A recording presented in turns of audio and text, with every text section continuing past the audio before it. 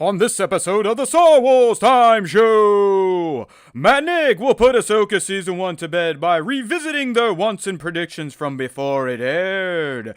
Since it's hard to say goodbye, they'll also recap the show's best moments and maybe even a few of its duds if Nick is feeling spicy.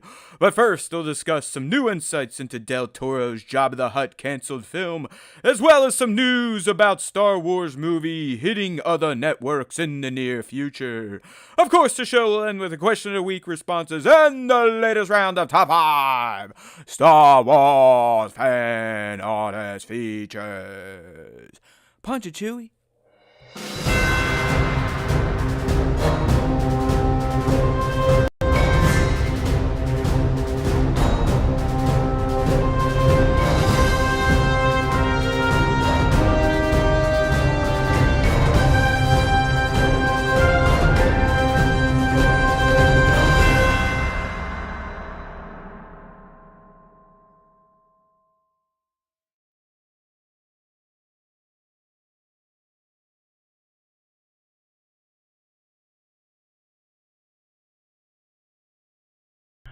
Hey, everybody, look at the new lights. Look at the new lights. I'm a fucking pro now. Yeah, look at that. Ring lighting it up. You want me to make it brighter for all you people? Watch this. Look, now I'm Casper the Ghost. Then we can take it down a little bit more. Looking good. Not looking bad. Bad is here. Joey's here. Our man B-Mad. Now, let me address Mr. B-Mad real quickly, okay? Because he did something very nice for us, and he has been doing something very nice for us. Mr. B-Mad here is our only paying customer, Nick. Okay. Yes. This individual he's actually tipped us a few times, and then yesterday he figured out that we have now been approved for whatever the fuck they're called, supers. He was the first to do a super, and unfortunately, just as he did it, that's when the internet gods kind of took me the fuck out. So we didn't really have time to celebrate our first ever super, but I wanted to take that time as we open part 2 of E282 of the SWTS. Big shout out to B-Mad. We see you, brother. We appreciate you. Thank you. I wouldn't say we do it for the money, but it definitely makes us feel special. So we appreciate you. You kick ass.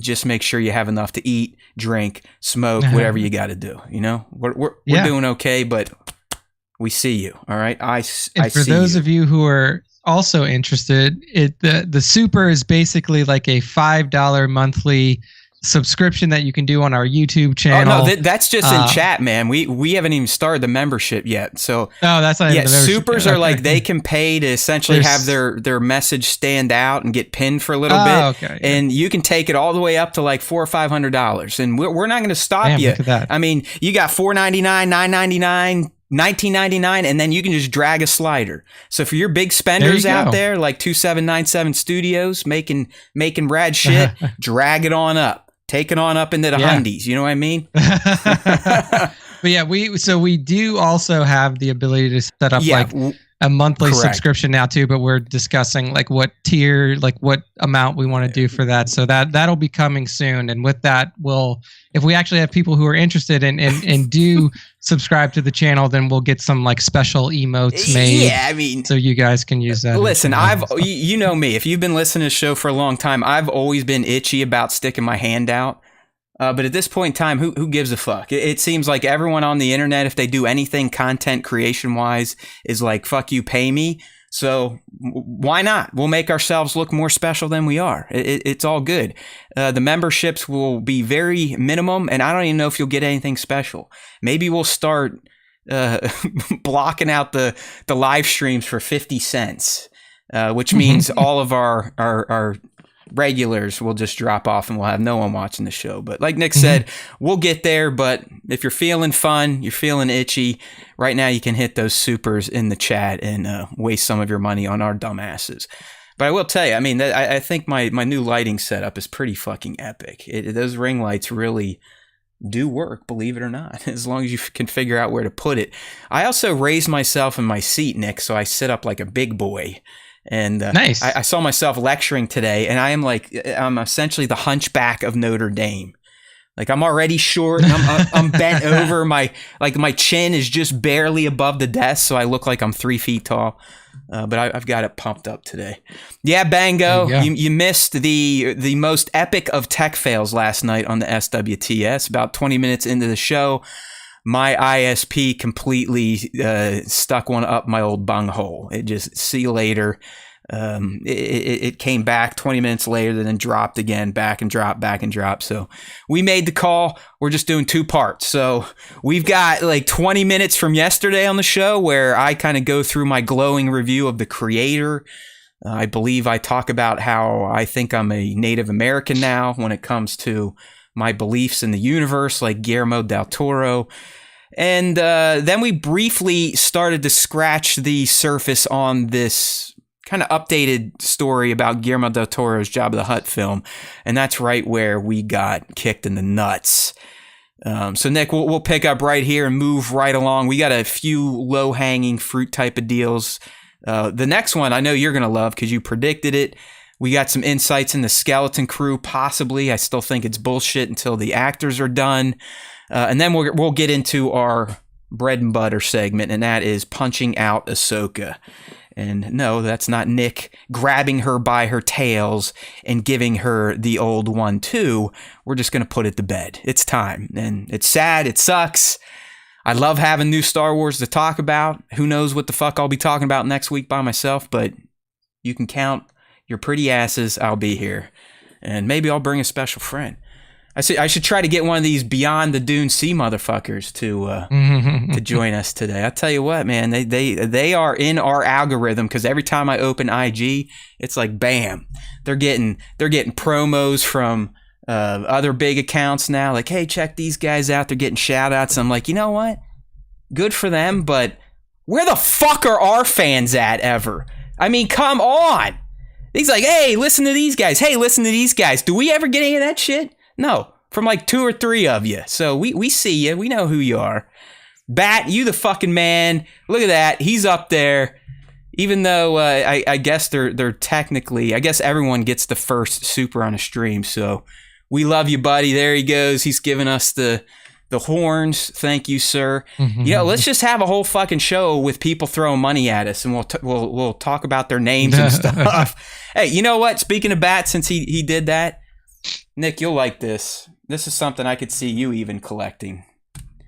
I don't know if you got the camera on, but check that out. I got the handcrafted, hand-painted, hand-sanded Darth Maul skull from 2797 Studios. Nice. My man Bat hooking me up here.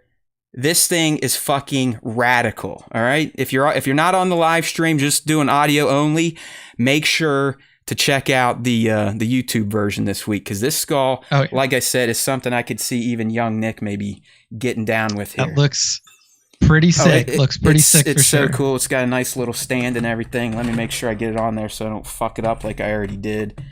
It literally, dude, it got here, right? I unpack it. It's sitting on the table. And there was like some tape still stuck to it. One of the cats jumps up there, gets the tape going, you know, doing like the fucking blah, blah, blah, blah, blah, blah, blah. Yeah. Knocks the fucking face off and already chipped the fucking horn. Oh, literally no. 10 seconds after unpacking it, this beautiful collectible is fucking scratched. So I had to ask Bat about the paint. And I don't know, I'll figure it out. But it really is a thing of beauty. It's currently sitting on my desk right now. Got to figure out what the fuck I'm doing here. All right, there we go. Okay, I didn't want that to fall again, so thank you, Bat. Look at this. Hey, you guys asked for it. We'll do it. We're showing Bango some skin. What do you want, a nipple? There you go. Ab shot. Get banned on there YouTube. You go. Ab shot, brother. There you go, Bango. Thank you. $5. Let's get some. This is fun. Let's just keep doing this. It's like we're winning the lottery. All right. In all seriousness, no, I love you guys. Thank you. I appreciate it. Thank you guys for your donation. You don't have to unless we start charging memberships, and then you owe us big time. Holy shit. Look at that. We got cash going all over the place at this point in time. It's out of control here. All right. hopefully we don't crash the chat again. It kind of looks like it might be crashed a little bit. Let me see. All right, no, we're good. We're good. All right, Nick, so let's pick back up with this story. Real quick recap here if you weren't here yesterday. We knew Del Toro and Goyer were commissioned to do a Jabba the Hutt movie. We also knew through MSW, a report that came out a few weeks ago, and it was revealed that this film more than likely would have been a loose follow-up to the Solo movie. I mean, it was set up at the end, like, hey, you know, this Jabba guy, yada yada, let's go check him out, right? Him and Han here. So it probably would have been pretty fucking rad. But outside of that, we didn't know much until last week something. Collider talked with Guillermo and kind of asked him about it. And he kind of laid out a very broad stroke of what this movie was going to be about. And so we were going to riff on that, Nick. And I'm not going to reread the quotes. Although you all should read it, because like I said, some great life advice in here about dealing with rejection, failure, losing something that you thought you had. He had really good words to say here, especially if you're a leader of humans and how to kind of keep them focused. But really, the line that caught our eye is this film, Nick, was supposed to be about the rise and then the fall of Jabba the Hutt. And that's kind of where we got fucked yesterday.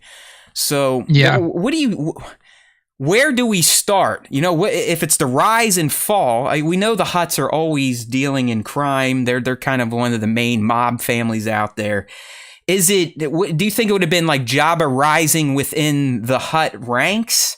Or kind of his rise on Tatooine as the daimyo that they now call him?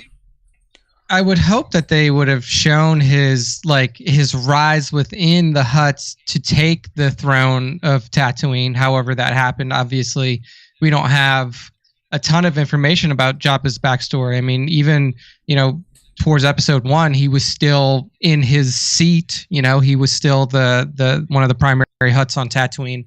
At the time, he was a high-ranking member within the Hutt cartel. So it would have been interesting if you kind of showed him as a younger Hutt coming up through the cartel, making his name known and the various things that he did to really earn that seat. Because I got to imagine that it doesn't come easily, especially within the Hutt cartel, that you are given essentially control over an entire planet, as far as they're concerned.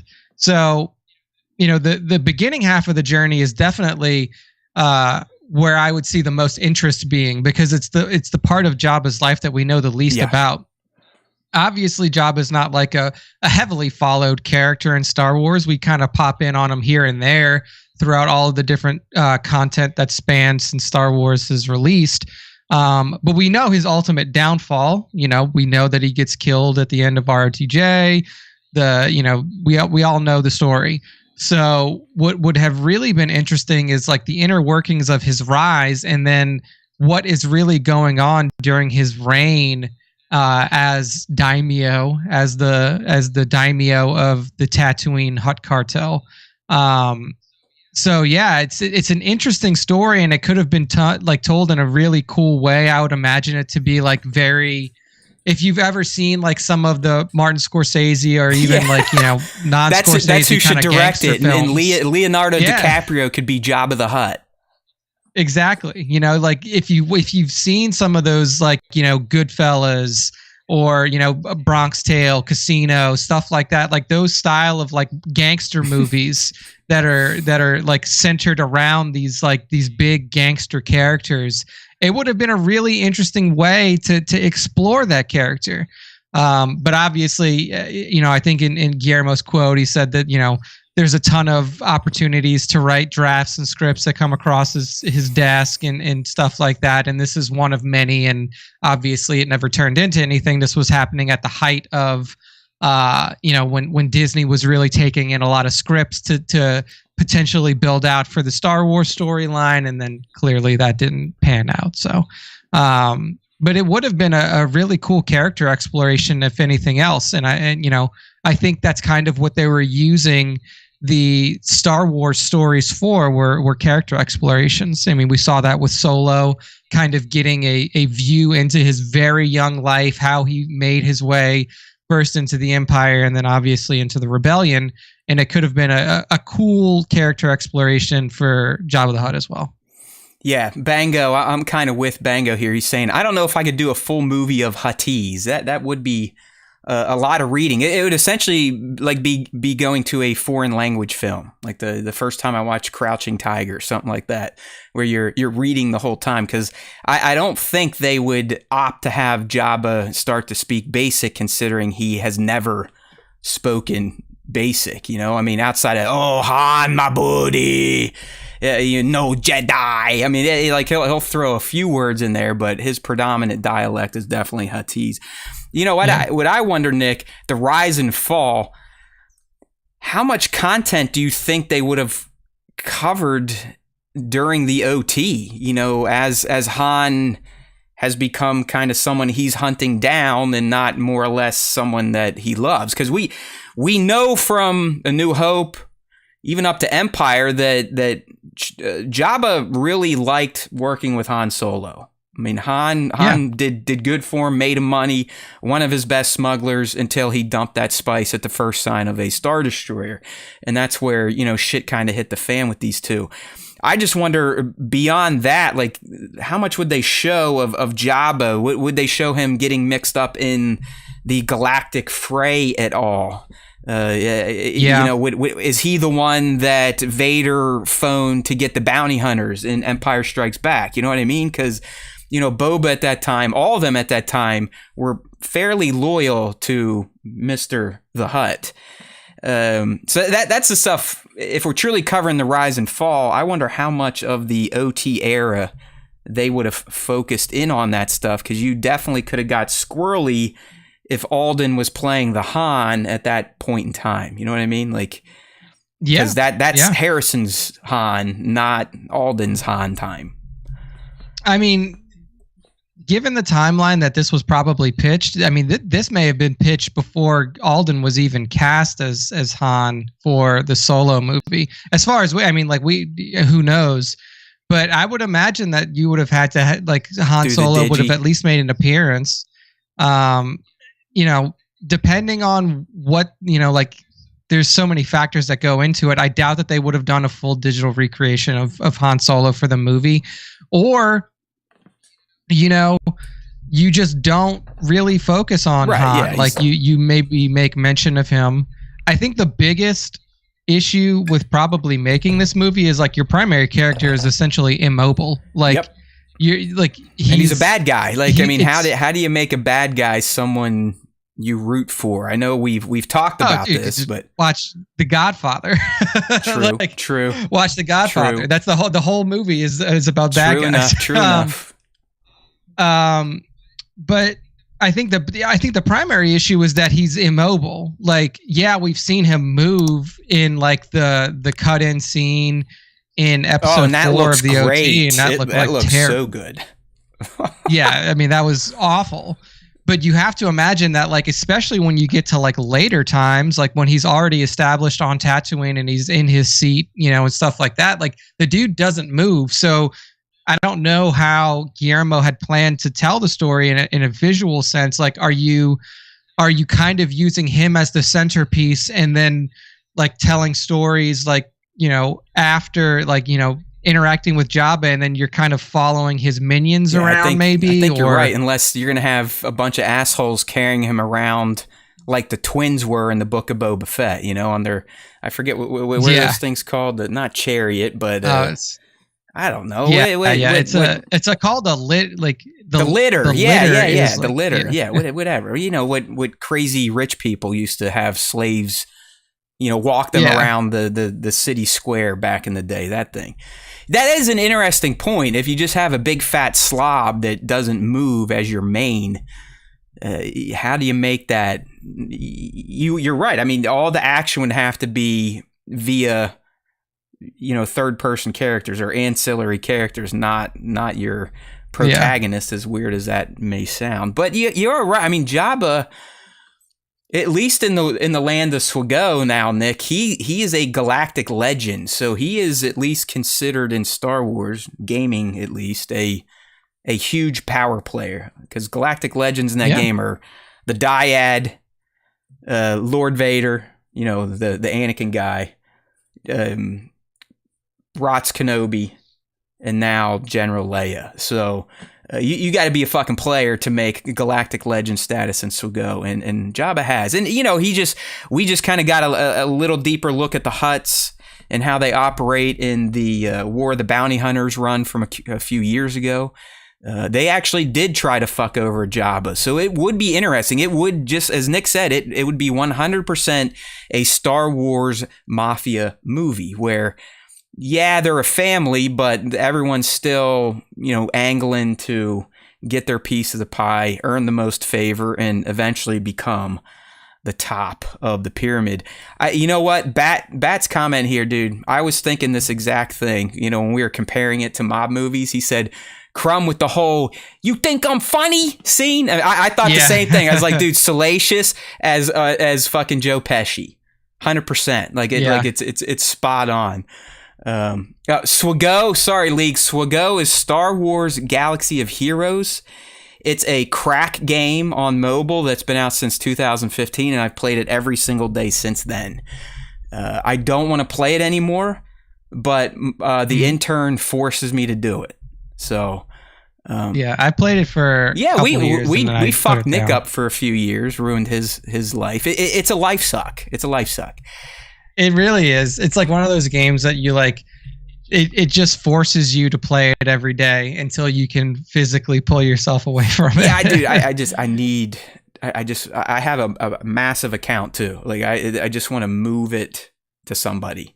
I would recoup probably spread throughout the day 2 to 3 hours.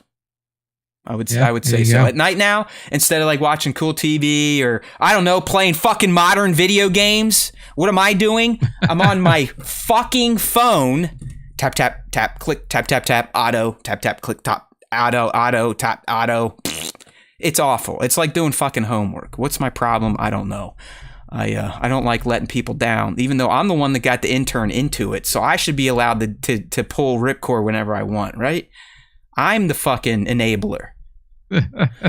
Yeah, so you sucked yourself, dude. I don't know, man, but there is the collector in me also doesn't bode well for this type of game, because that's really all you do, my friends.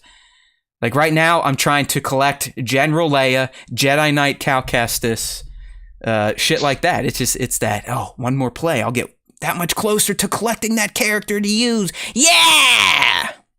Don't be me. Play adult video games, all right? Thank you. All right, gang. Yeah, see, everyone has a cracky game. Nick, do you have any more cracky mobile, or are you fully free of that shit? No, I don't really have a mobile game that I'm playing anymore. I am jealous of you. I honestly, as great as these things are, I wish they would go away. Like smartphones are awful. They're awful. They've turned us all into fucking freaks to just sit there and worship a screen versus doing human shit. And I don't even like people, but I still feel like it's too much at this point in time. I mean, my house sometimes it's, oh, hey, how you doing? It's like this, just phone in front of the face, kids on the fucking iPad. I'm sitting there twiddling my thumbs like, this is it? This is it, huh? This is the fucking 21st century family. Cool. That's what Wally told us everything that was coming. Thank you, Wally. I love that guy. I love Wally. All right. Yeah. So, Jabba the Hutt, it's fucked. Guillermo del Toro's a fucking champion. Just read the article, like I said. He has quotes in there that have nothing to do with Jabba the Hutt, but they are masterful. If you're a human that, might be down the toilet, might not be thinking straight, might get down after a fail or adversity, this guy has got some good words for you. They are the albatross around our necks. That's right, Bat. There's no doubt about it. And the sad thing is, a lot of us that probably listen to this show went 20 plus years without needing one. That's the fucking crime right there. We've all been duped. Like, ugh. Okay. So, Nick, this one I pulled for you because we want to celebrate and honor you. All right? I'm usually the one that wants my PP sucked and all that for my speculation wins and my overall excellence at being a Star Wars fan. But over the summer, if you stuck with us through the doldrums of the summer days no Star Wars, you went to school courtesy of Nick. All right? Nick laid down his thoughts, his predictions for streaming services after we all started to learn that they were essentially pie in the sky bullshit that apparently didn't make anybody money and everyone's losing cash. We can't pay artists, but we can pay ourselves $50 million as long as we're in the C-suite. And Nick's like, listen, motherfuckers, these people are going to start licensing their content to other streaming platforms. Just last week, we talked about how HBO within the past 3 weeks has been like, hey, Netflix, do you want almost all of our shit? Do you want all of our World War II programming we made that's excellence, Band of Brothers, Pacific? Do you want this movie? Do you want that movie? Do you want these? All right, cool. So he's right. Here he is right again on Star Wars, Nick. So over the weekend, a deal was cut between Disney and the Turner Network, so Warner Brothers, that will now allow Disney to broadcast all 11 live-action Star Wars movies on its own linear networks, which would be ABC, FX, Freeform. So that starts this month. And you're probably going, well, Disney owned the license. No. They did not own the license to broadcast on, is it cable and air, Nick, right? They couldn't. Yeah, like cable, like linear TV networks are considered the like old school. Your cable stations. Okay. Like, yeah. So for those of us who were growing up before there was streaming, like you could always put on TNT and there was a Star Wars movie playing during the weekend. More than likely, you put on TNT, there's a Star Wars movie, there's an Indiana Jones movie. And that's kind of the situation now, is that TNT had signed a deal with Disney in 2016 saying like, okay, well, $250 million deal. So Turner pays Disney $250 million to be able to have access to all 10 Star Wars films. And now Disney's like, oh shit, we realize that we have to be able to air it on our linear networks too. So they recut a deal with Turner to get their own linear licenses back. Nick, I don't know if you read into it, but you know, Disney, the original Star Wars was still owned by Fox. So until Disney bought Fox a few years ago, they didn't, even when they bought it from George, they didn't own the broadcast rights for OG Star Wars. That's how fucky this stuff gets, people. It is wild. But Nick is not. Disney had to go to WB Discovery Turner, the new conglomerate, and say, can we please renegotiate, and will you let us air our content that we own the licenses for on our linear networks? And they're like, yeah, sure, why not? Pay us more money to air your stuff. Sounds like a great deal, right? I mean, it's like Turner's sitting there going, fucking A, you want to re-up for 20 years? No, let's renegotiate in 5 so we can make some more cash. It's here. Like Nick, here it is. So everyone, pat him on the back. I mean, it's only a matter of time before you're going to be getting Star Wars movies on ABC now. And Bat's right. He's like, aren't they usually on TBS or TNT? He's like, yeah, that's all Turner, brother. That's Turner. It's all Turner. Yeah, that's all Turner. And that's where they used to air. That's the only place where you could see them until this month. And who knows if these two conglomerates will work out other deals to start spreading it across linear networks they don't own. I mean, it's also realistic now that you have, I mean, like this deal is in effect for linear, but like you said, the conglomerate also owns HBO Max, or Max now, whatever, like call it whatever you want to call it. Max is another huge streaming service that if they wanted to, Disney could then come back and say like, okay, since we have now given you money to license our own content back to us for linear, we want to make a deal to where you can license Star Wars for Max, because Max is hardcore struggling right now. Like Max is one of the highest is one of the streaming services with the highest unsubscribes of all of them. Oof. So like people are leaving very quickly. But if you come in and you say like, okay, well, we have all the Star Wars movies and you don't have to subscribe to Disney Plus now, that gives people more incentive to stay subscribed to HBO Max for longer. So like now that these two sides have started working these Star Wars deals out, like, and that was what I said before, is like really what Disney wants to do is like open licensing up for these properties and make money off of them so they don't have to house them on their own servers, because they're realizing at this point, like, you're upwards of 160 million concurrent subscribers on Disney Plus. It's like how much higher can you realistically go without having like to acquire other properties?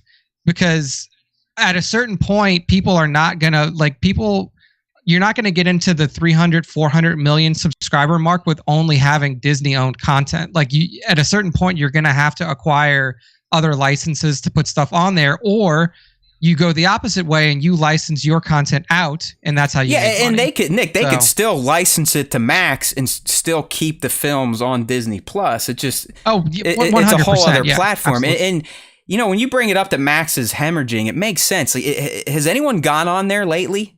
There's nothing. Like our flags mean death. Season 2 finally that's like some new content, but outside of that, there's been jack shit, because you know House of the Dragons, that's not coming back for a fucking year or so. A lot of their tentpole stuff all got fucked up by either COVID or the strikes, and they don't really even get the big Warner Brothers movies from the theaters now within 60 days, it seems like. So I need to cancel that shit. Now that you bring it up, it's like, why the fuck why do I still have Max? Every time I go there, like, oh, maybe there'll be a movie to see. It's like, oh, we added a bunch of new shit from 1980. I mean, like movies from the 80s and 90s is like, no. Where's the fucking feature films we used to get here? Yeah, so, I mean, that's a problem that Max is actively trying to, like, figure out is, well, how do we do this? I mean, one thing that they did was they have the license for all of the Harry Potter movies. That's going to stick with them because that's WB. They obviously have DC. The Naked Show, right? That they don't. What we were talking about yesterday. The Naked Attraction. I don't know what that is, but I saw it. The one show that Taylor and I just started watching on Max is Hacks, Hacks is a pretty funny show. But it's only like it's a Max original, and it's only 8 episodes per season, so it's not like this huge library content that you can watch. I would not be surprised if Seinfeld, like when Seinfeld comes back up for renewal, that HBO makes a huge fucking push for that. Yeah, because Netflix had that, right? And where'd it go to Peacock now? Well, now it's still on Netflix now, but I think their license may end this year. And then basically what Larry David does is every time Seinfeld is up for renewal, he bidding wars it between all of the streaming services. Prior to Netflix, it was on Hulu. So much money. And then before it was on Hulu, it was on Netflix again. So it bounced back and forth between those two. And then now, because HBO is struggling, I guarantee you when it goes back up for renewal, they're going to make a fucking huge bid for that, because you can see, this is so not Star Wars related, but it's kind of in the same vein as this, what we're talking about. You can go watch the subscriber numbers from when Seinfeld gets signed to a new streaming service. It goes up by 15 to 25% every time. So, like, I mean, you have to imagine that 15 to 25% of, like, just take Disney Plus numbers. What's 25% of 160 million? 2,000. Like, that's a lot. I have no idea. Yeah, it's a lot of people. So, but it's like, again, like, you correctly said it. Like, I called this out when all of when they first started bitching about like subscriber growth, money's not there. What do we do? Like, blah blah blah. We're gonna start charging more for our content. Like, we're gonna raise our sub fees by $1. Really, the better way is like license your content out, because you keep the core licensing so you can have it on your service. But if you license it out, or if you make the deal to where you can keep it, then you license it out to one of these other streamers, you can get $250 million. You can get, for whatever particular property, 150 million, 250 million here. Like, you can make a lot of money off of doing it, and you can keep doing it if you keep your terms short enough. If you do it in 5 years down the line, you say, okay, well, My last deal was 5 years, 250 million. This one's 5 years, 350 million. And you can continue to scale your revenue. Dude, I would do fucking 3 years. Screw it. Just keep it going. Bat, I saw this too, Bat. They're working on a return for Seinfeld. I think even Jerry himself had a quote, which is huge, because I think he's kind of been the one like, why? When everyone else is like, hey, dude, we haven't, outside of Elaine, we haven't really worked much since we went off the air, please. And, the one guy basically got himself canceled for yelling at black people. So it's going to be interesting to see how they do it. But I did see that quote where he's like, I have a secret about the ending, but I can't say it because it's a secret. So, we'll see how it goes. But it will be interesting if they bring Michael Richard back, who's the guy that Matt just mentioned, who plays Kramer. He got canceled before canceling was like a thing. So he might be okay. This was like 20 years ago. I think he's probably paid his dues. If anything, the far right will love him, and he'll have an audience there. But hey, I would just say we should expect a lot more of this. Not necessarily Disney stuff, but across the board. As I said, if you haven't been on Netflix in a while, fire it up. It looks like HBO. I mean, it is like boom, boom, Band of Brothers, Pacific. I forget some of the other HBO only content, but there had to have been a deal that went down within the last couple months, because it's just all showing up there now, and it's beautiful. Oh yeah. I mean, with HBO, the first one was Westworld, because they like pulled that off their service and they licensed it out to Tubi or whatever. And they're like, holy shit, we can make money doing this here. Band of Brothers, Pacific, fucking all their shit's going to be flying out to different streaming services now. Just keep your eyes out. Yeah, Dr. Mad brings up a good point. And actually, if you think about the younger generations, this is exactly where they're at. I mean, Dr. Mad's saying they're very out of touch with TV these days. It's been about 13 years since I watched it. Just watch whatever I want online or streaming. And I think about my kid and her generation. They will never give a fuck about appointment television. It doesn't even exist to them. To them, everything is on their device. Like TV shows, who cares? Yeah, they'll watch a movie here or there, but if it's not YouTube or vertical content, it ain't for them. There's been a generational shift in how humans consume media, and the cutoff seems to be about millennials. Anything under that, they're done with traditional TV. It's over. Yeah, I mean, as soon as I got to Austin, I never had a cable plan. I never paid for cable. I only paid for streaming services, and then the only thing that annoys me is football games, but now I found a decent crack streaming site where I can watch the Saints game, so I'm good. Listen to this motherfucker. No, I mean, because I'm not paying YouTube $450 for fucking NFL Sunday. It's glorious, ticket. Man. With the multi-view, I can watch 4 games at once. It's awesome. But that's I just don't care about any other team. Me neither, but what else are you going to do on a Sunday in the fall in America, right? You lay there and just have football. It's like I have my own sports book. I just have been too lazy to fire up FanDuel or DraftKings, but I definitely have. I have my own live red zone. It's fantastic. I get you. Trust me. I was flubbing the system all the way up until YouTube got the ticket, but after that, I was like, you know what? I'm tired of hacking, slashing, and whacking. I just want to get up on a Sunday and know I can watch the fucking Steelers game. So, and since I was already YouTube TV, I got the Sunday ticket for $200. So fuck it. Yeah. Well worth it to me. But you're right. I kept YouTube TV because I'm older than you, not a full decade, but enough that where I still record programs that I like to watch. AGT with the family, fucking Masked Singer with the family, filler shit. We don't sit down and it's we gotta watch it. But watching dinner, we like to have some shit on.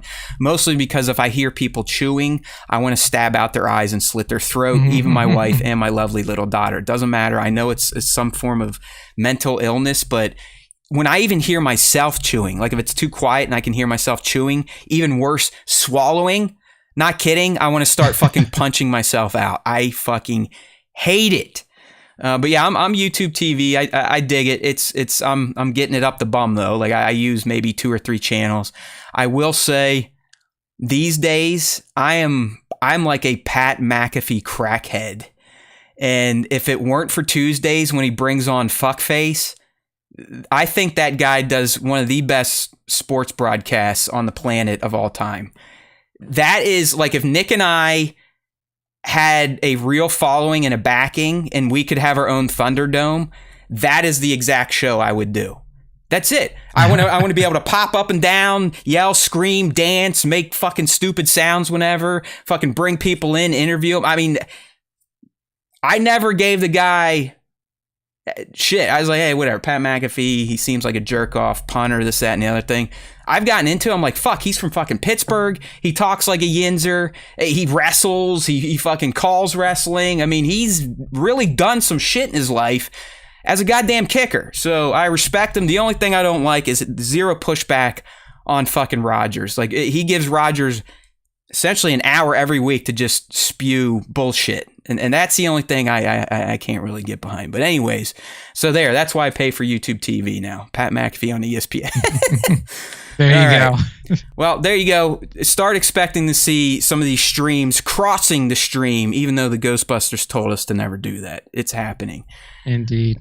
It's coming. All right. Skeleton Crew, okay? I mean, honestly, we should be talking about, hey, we can't wait to watch Skeleton Crew towards the end of this year. Obviously, is not going to happen because of the strikes. It just delayed everything. I mean, we are lucky Ahsoka made it out, honestly, because the stuff really started to get squirrely just before that. I mean, the writers were already on strike. I think if the actors hit theirs, we might have not even got Ahsoka this year. We got it. It's great. We're going to break it down here in a bit. But Skeleton Crew was supposed to come out this year. So what we're looking at here, if you're on the live stream, by the way, if you want to join, who the fuck knows what day of the week these days, 5 p. East, youtube.com/Star Wars Time Show. We do plan to be back on Tuesdays. The only reason we're doing today is because of a tech snafu yesterday. But there's a listing that someone found and posted on Reddit that has an approximate projected date of publication for Skeleton Crew to be January of 24. I can't buy into that until SAG-AFTRA gets their shit figured out. I do not think Disney and Lucasfilm are going to roll out this movie, because you got to think, Nick, the cast and crew here, until they're free, they can't do anything. The Ahsoka people, they got a few canned interviews from Celebration and whatnot that they could trickle out. Skeleton Crew, their hands are tied until all strikes are broken. So January seems a little too soon. But like I said, I think even last week, if we can get the actor strike done before the year, I could see Skeleton Crew kind of filling that February, March spot that we used for Mandalorian Season 3. Yeah, I could see that as well. And I mean, I gotta imagine that they're coming close on the actors. I mean, the writers have gotten their deals sorted out with AMT or AMTPP or something, whatever it is, the studios. And then I know that something I read about the actors said that they were going back to the table next week or something like that. So it's an interesting time right now, because the show is done, like you were saying, like the show's filmed already. Like I don't think that there's anything left for them to do in terms of the pickups or the shot coverage that they may need to do for the show. It really comes down to getting the actors to do press, and that's pretty big for a show, especially a show where you have a pretty recognizable star in the universe for the first time with Jude Law. Like, they want to have Jude Law on the talk show circuit. They want to have Jude Law doing, press junkets and interviews and stuff like that for this new show. And it would be hard for them to release it with no press following. So that is the biggest holdup here, for sure. But man, I gotta imagine that they're getting close. And if they don't get close, Disney still has the ability to just pull the trigger and say, like, hey, we're doing it, and we're going to do it with, like the people who do the interviews will be fucking John and Dave. Producers and whatnot, probably. Yep. Yeah, like the producers and the writers, because now the writers have, but it also comes down to, like, are those people willing to do interviews? and basically backstab. Yeah, they'd be scabbing. Actors. I mean, they'd be scabbing for sure. So that's why. I mean, Nick, we did get a little description of work here. In the first episode of the Skeleton Crew, we are introduced to 4 kids who make a mysterious discovery on their seemingly safe home planet and get lost in a strange and dangerous galaxy. Finding their way home, meeting unlikely allies and enemies will be a greater adventure than they ever imagined. So, what do you think about get lost in a strange and dangerous galaxy? It is 100% where Ahsoka is right now. I mean, they may not be like on. So, you think they're from the Peridea galaxy, or they get lost into it? So that's what I was gonna say. Like, Peridea is in kind of a no man's land in this other galaxy. Like, Peridea is at the end of a hyperspace lane that is going to the other galaxy. So technically they're like inside of it, but they're like fucking Alaska to or Hawaii to the United States. They're not a part of the contiguous galaxy. Yeah, it didn't seem they were they weren't in like an outer rim sector where you had other planets that you could get to without an Eye of Sion. It did seem like Peridea was kind of its own thing within this galaxy. Yeah, it's like an island planet, for lack of a better term for it. So it almost seems like these kids are fucking around it would make sense that they're like fucking around in the current galaxy, like in the standard Star Wars galaxy where all of our known planets are and stuff like that. And then whatever they stumble across, with a portal, a fucking whatever it may be, a hyper, like an accidental hyperspace route. They fly up a Purgle's asshole and it flies to its deathbed and then spits them out. What would be interesting is if they get spit out in like the proper section of the galaxy that Peridea is connected to. So they're in whatever this new galaxy is, like boom, like in it to where you can travel amongst different planets and you can really take a look at like the beings in the life forms that habitate this current galaxy. And then as they try to find their way back, obviously they have to take the hyperspace route that's going to lead them to Peridea, and then take the path to Peridea back to our galaxy. And then clearly when they get to Peridea, they would link up with our current heroes who were stranded there, and then make their way back to standard Star Wars real quick, land. Nick, we have another super chat from Slater, and he said, I assume you forgot the decimal point. All clarity, this is another buddy of mine. He just in a chat is like, hey, I feel like spending microtransactions on something. I was like, come over to my stream then and spend $399. So that's why he's saying, I assume you I assume you forgot the decimal point. Hey, Slater, that I knew you'd do it. That's why I put it up in our little Stern Show group chat. So thanks, brother. I love you, man. There you go. That's the stupid shit I do for a laugh. You are the man. You are appreciated. Thank you. But Nick, how about this now? Could the dangerous galaxy just be the dangerous galaxy that we know the known galaxy is at this point in time too? It definitely could be. It could be the opposite way, where they pop from their super safe, nice galaxy, and then they pop into shit world, Star Wars galaxy, where that is constantly at war, that just had just had Thrawn and the Night Sisters pop back in, and then starting some shit. And they're like, why? What the fuck are we doing here? This place is a shithole. Let's get back out of here.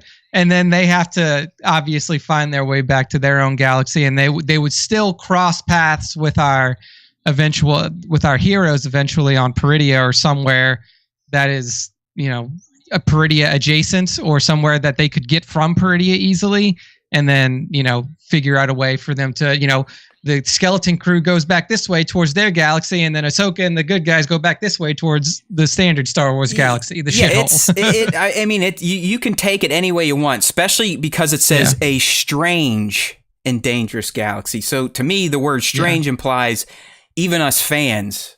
Or was it just strange to little kids who have never left their fucking planet? I mean, honestly, if you really want to break it down, this whole thing could take place in the known galaxy. But to kids that get lost, the galaxy is going to be strange to them, and we know it's dangerous. So while Nick and I are kind of doing our fan speculation and writing a plot in our heads, remember, we're also adults and we understand that it could also just be what's right in front of our face, and that it's truly little kids that get lost from their planet. And yes, the galaxy would be strange to them, and it most definitely is dangerous because we are in the Mandoverse. The New Republic doesn't really fuck around with the outer territories, as we have learned. You saw what Moff Gideon was doing, the pirates were doing. We know the pirates are going to play a big role in Skeleton Crew. So it's hard to say excited. I mean, as a fan, sure, I'm excited for new Star Wars. Why the fuck not? I mean, I'm one of these guys, like I said, as long as it's got a good to decent story, I go watch stick figures. Music helps too. But I want to see how they use Skeleton Crew to kind of fill us in on what is happening. Because I really think that's the important part about this show.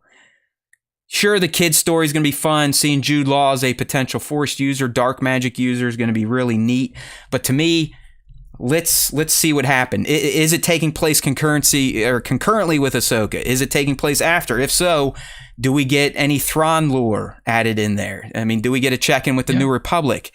Do we even get a check-in with what's going on in these strange and new galaxies? I doubt it. I honestly do not think Skeleton Crew touches Ahsoka and Sabine at this point. I believe that story is saved for a hopeful second season of Ahsoka.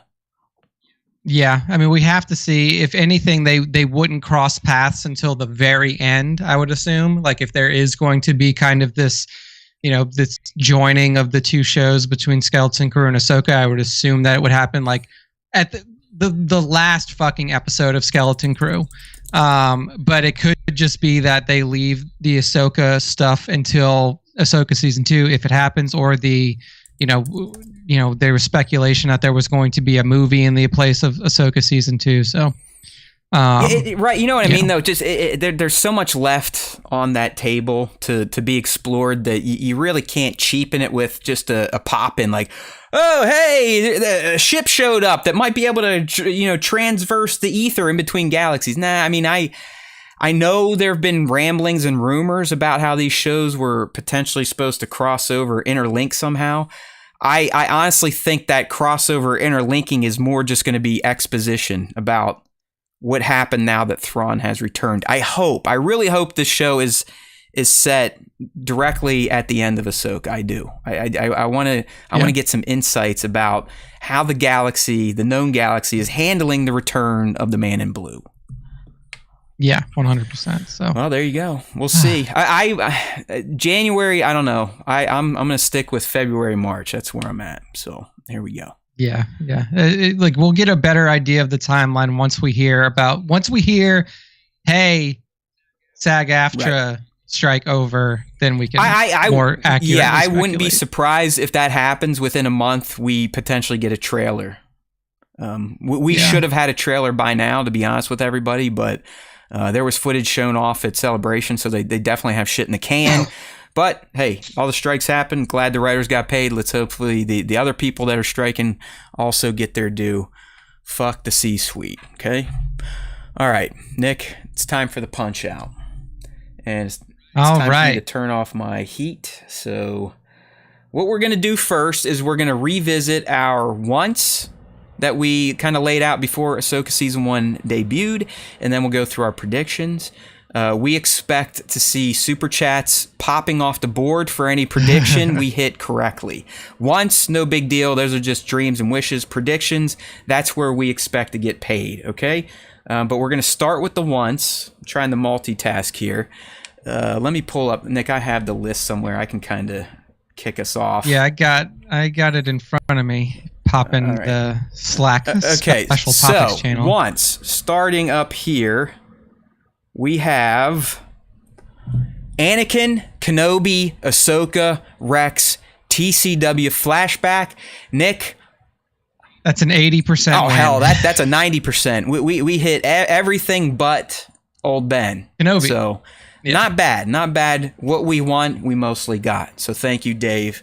May the Force be with you. Here's a fun one. Yeah. Merrick is Barris. Marak. I mean, Merrick was a big pile of shit. Yeah, so and in the end, who cares? He really was. I mean, we as Star Wars fans, we get caught up in cool looking dudes and red lightsabers and helmets and all that shit. It happens, but we all should have known better. In the end, the story really was never going to be about this guy, this person, their past, their connection to Ahsoka. It was always about taking that master and apprentice relationship that Ahsoka and Sabine had and growing it from shit to something functional, while also highlighting other master and apprentice relationships in the Star Wars galaxy. It was as clear as day, but we all fell victim to, hey, he looks interesting, he must be someone cool. And no, he was a fucking gas bag. Literally a gas bag. Yeah, nothing. Just a nothing guy. Goes to Anakin and Ahsoka check-in. Obviously, we had that happen. Multiple times. Like, give it to us. Beautiful. Mention of the Skywalker twins and what they may be doing. We got 50 of this, right? 50-50. Yeah, I mean, we got 2 Leia drops, man. General yeah, Leia. We got 2 Leia drops. We got the early on CTOS when Tava's like, hey, man, you know, the Senator can't really fucking cover for us much more. We got to go up and at least talk to them. And then obviously when C-3PO came in and laid down that golden rod on Xiono's face. So we learned that Leia is still a senator. She is the Minister of Defense, makes complete sense. And she mostly hates Senator Xiono, and probably behind the scenes thinks Mon Mothma is a big pussy. Yeah, just really laying down. Like Mon Mothma is definitely letting Leia down for sure. Next one here. Go ahead. Sabine and Ezra embrace. Boom! We did get that. The big hug as soon as... Little awkward. Little awkward. I mean, it took them a little while, staring at each other. I put up a fun little bit someone created where, music makes a scene. And for the hug scene, Nick, they play Let's Get It On. And it works much better than what we got in the series, because it was more drawn out, like, let's get it on. They keep going back and forth between the two, staring at each other. It was pretty fantastic. But we did get the embrace, and I don't like the whole, hey, we're brother-sister thing. If anyone watched Rebels, I don't give a fuck. Ezra wanted to slam. Period. Sabine? No, I'll give you that. Maybe at the end she realized, like, oh shit, yeah, I could do that, kid. But he wanted to slam, no doubt about it. I think that Ezra has a no-T lover now. I think these fucking he's Turtle Rock people. Yeah. I mean, he was there for a long time. He is an expert with animals, so you never know. You never know what he's getting into. Nick, I'll let you take this next one. Next one, see Thrawn fight. That didn't happen. We didn't get to see Thrawn do much of anything other than stare at screens and be surprised every time he lost. So that's a big no from the Thrawn fight side of things. So, according to Nick, we didn't see Thrawn do anything but look like a fucking dumbass. So we definitely didn't get to see him fight, and it's pretty clear we're not going to. I don't think he's practiced much on Peridia. He was too concerned with getting the fuck out of Dodge. But yeah, he had a lot of crates to load into a big ship apparently, and that took 15 years. So I don't expect Thrawn to do much in terms of combat, honestly. Like, just the way, like, if they did do it, then they would for sure have to have a stunt person take that over.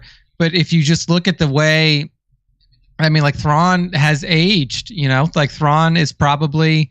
Well, you guys were saying he was probably getting close to 70 is what a lot of you Thrawn fanboys were saying.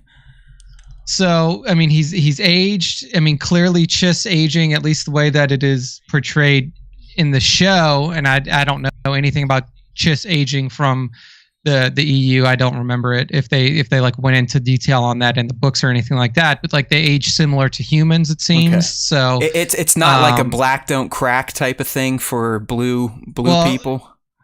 Yeah, but it's also not even like an extended age thing, like Twi'leks or Togruta or something like that, who can live into their hundreds and stuff. So, you're seeing like a linear age progression more similar to humans than you would see in like Togrutas or Twi'leks or other races in Star Wars that can live multiple hundreds of years. Obviously Yoda's species can live nearly 1,000 years, and really you don't see degradation in your ability to fight and perform until you're in your 800s. You know what? Think about that, Nick. That motherfucker lived for almost 1,000 years, and all he accomplished was a mega failure, like killing the Order. That's ultimately Yoda's legacy. I guess we could say he somewhat redeemed it by training Luke, but if you really think about it, if you look at his career, and I don't know, you High Republicans out there, you might know even more, but when I think of Yoda, all I think about is he let the fucking Jedi Order burn to the ground on his watch. I still haven't dived into the High Republic yet, but I from what I understand, like he's still one of the grand he's pimping. He's pimping. So I mean, he's got a good long stretch there where he kept order in the galaxy. You're remembered by what you've done last, Nick, and yeah, exactly. His last act wasn't that great. I mean, he even was giving Luke shit. We can argue he barely even trained Luke. So Yoda's a fucking bum. Yeah. He wasted his time in the galaxy, and he had almost 1,000 years to do something productive. Fail! Yeah. You are a failure! Or failure! You are! All right. I like Bango. Do you like the way Bango thinks? Let's be honest. Brothers, sisters, and Star Wars matters as much as it does in GOT. So he's saying Sabine and Ezra could definitely, get some. And then Bat says Thrawn can be the Steven Seagal of the Star Wars galaxy. Yeah, Fat Seagal, right? Where he's like, yeah. If you don't know what Bat's talking about, just do a search for Steven Seagal beats up like Russians or something. Like he does these bullshit expositions with his Aikido or Kaido, like he actually can do something.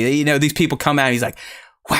Wah, wah, wah, wah, wah, and they'll just fucking literally like flip in the air as if he picked them up with both arms and threw them, or if he had the Force. It's pretty funny. And don't get me wrong, it's really funny. Child of the 80s, whose dad let him watch a lot of fucked up shit. I love the Steven Seagal, like Marked for Death. All those were some great fucking movies when he wasn't a big fat piece of shit that loved Russia. He was it. Like he was kind of like my backup Stallone Schwarzenegger. Like if there's no Stallone, Van Damme, Schwarzenegger to watch, you had Seagal. He was like the B tier. He was like the tier below all of this. But you know what I mean? Like Marked for Death is a fucking killer movie. Like, he's just going around like beating people up with cue balls in a sock. I mean, everywhere he'd go, he would just fucking destroy people. I need to watch. What was it? Out for Justice was another good fucking Seagal movie. Oh yeah, I mean Under Siege. Under Siege. Yes, that was like you even got titties in that, right? That's like you remember back in the day. Here's what I miss the most about what action movies have turned into. 80s and early 90s action movies, Nick. You always had a fucking badass dude, right? An unstoppable normal human. Yeah. You had colorful language, gratuitous violence, and at least one shot of tits, right? Like you think about any Arnold movie back then, I mean, there was at least a titty scene in most of them. I think, didn't Commando have some tits? Total Recall has 3 tits. Oh yeah. I mean, come on. When you're like fucking 8, 9, 10, that's essentially like watching a porno. You know what I mean? So I remember all this stuff very well. All right, good stuff. Thank you, Bat. I love reminiscing about Steven Seagal in the good old days. But these days, our movies, they're rated R. They don't have blood for the most part anymore. They use like the splatter bullshit.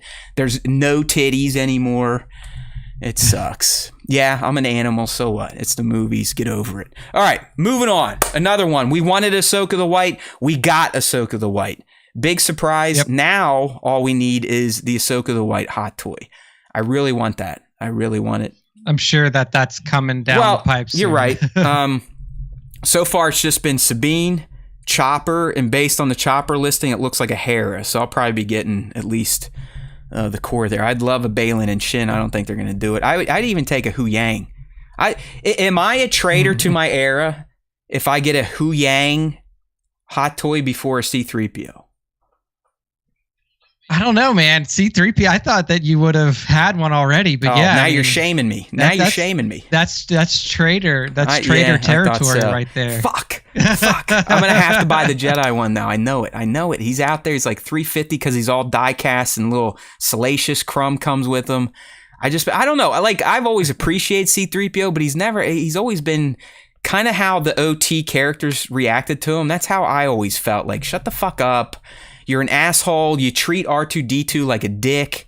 You're lucky R2 hasn't murdered you at this point in time. But I'm not going to lie. When I saw him in Ahsoka, I got that, that's my Star Wars. That feeling. Like when Luke showed up in Mando, I just turned into a fucking wet noodle. So maybe you're right. Maybe I do owe a spot to the man. You motherfucker. There's another $350. Even though he was definitely positioned to be the droid that you weren't supposed to like. Yeah, you know what I mean? Like because everybody treated him like shit. And then he would take it out on R2-D2, right? I mean, he would just roll it right downhill, man. Shit, oil rolls downhill in the droid community. Yeah. But you are right. Like, he would eat it from his creators and the humans, and then he would just turn around and give it to his loyal companion that has done nothing but save his ass. All right? Let's be real. If it wasn't for R2-D2, those two dumbasses would have been caught by the Empire. Okay, here's a fun one. Grogu mentioned in relation to Force users. No. Wow. I mean, there really wasn't, which is kind of surprising, but there really wasn't any, like, nobody talked to Ezra about any sort of like happenings in the galaxy other than like, oh, so the Empire's no longer around. That was kind of it. You know, like obviously they were trying to, I guess, rush to, you know, stop Thrawn from being able to get off. So there wasn't a lot of like downtime to hang out and talk about stuff. But yeah, no Grogu mentions. Well, either. I mean, it makes sense. Like, I mean, if you're not going to talk about Mandalorians in general at all, clearly he's not going to come up. You know what I have seen floating around? I'm not going to take credit for this, but everyone's like, hey, now that Ezra's back in the galaxy, there's a definite chance for him to say, hey, that looks like a baby Yoda. But did Ezra, he never would have met Yoda. Did Kanan? I don't think Kanan ever talk about him or show him.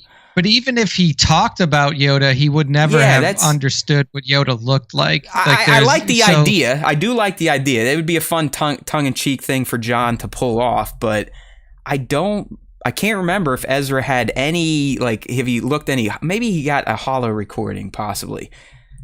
Potentially. When he was, when he was fucking with the holocrons, maybe, I think. Now that I think about it. Either way, that would be a nice little kind of tip of the hat to hardcore people like us. Like, hey, that looks like a baby Yoda. And Grogu would be like, and then fucking vomit macaroons up on his face. All right, yeah, he knew Yoda. World Between Worlds. All right, got it. Oh, yep. Yeah. All right, thank you, Bat. And for any baseball fans out there, Bat just reported that Bryce Harper just hit a 3-run homer. Okay, I believe it's the Phillies and the Braves. Next one, Sabine, the Jedi Mando, cha-ching! We got that, the fully completed right at the end. We can call her a Jedi now, right? Yeah, I mean, I think so. I think that was kind of her first step into a larger world, as Kenobi would say. They connected through the Force, her and Ahsoka, even though Ahsoka was off planet. And then obviously we saw her finally able to use the push. So yeah, she is, and she beat Grogu.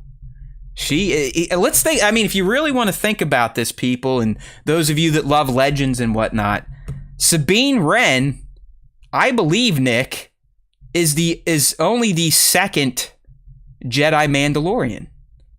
Were there others after Tar? I don't believe so. I mean, again, like you'd be like at this point you're diving into legends, so it wouldn't even count technically by canon.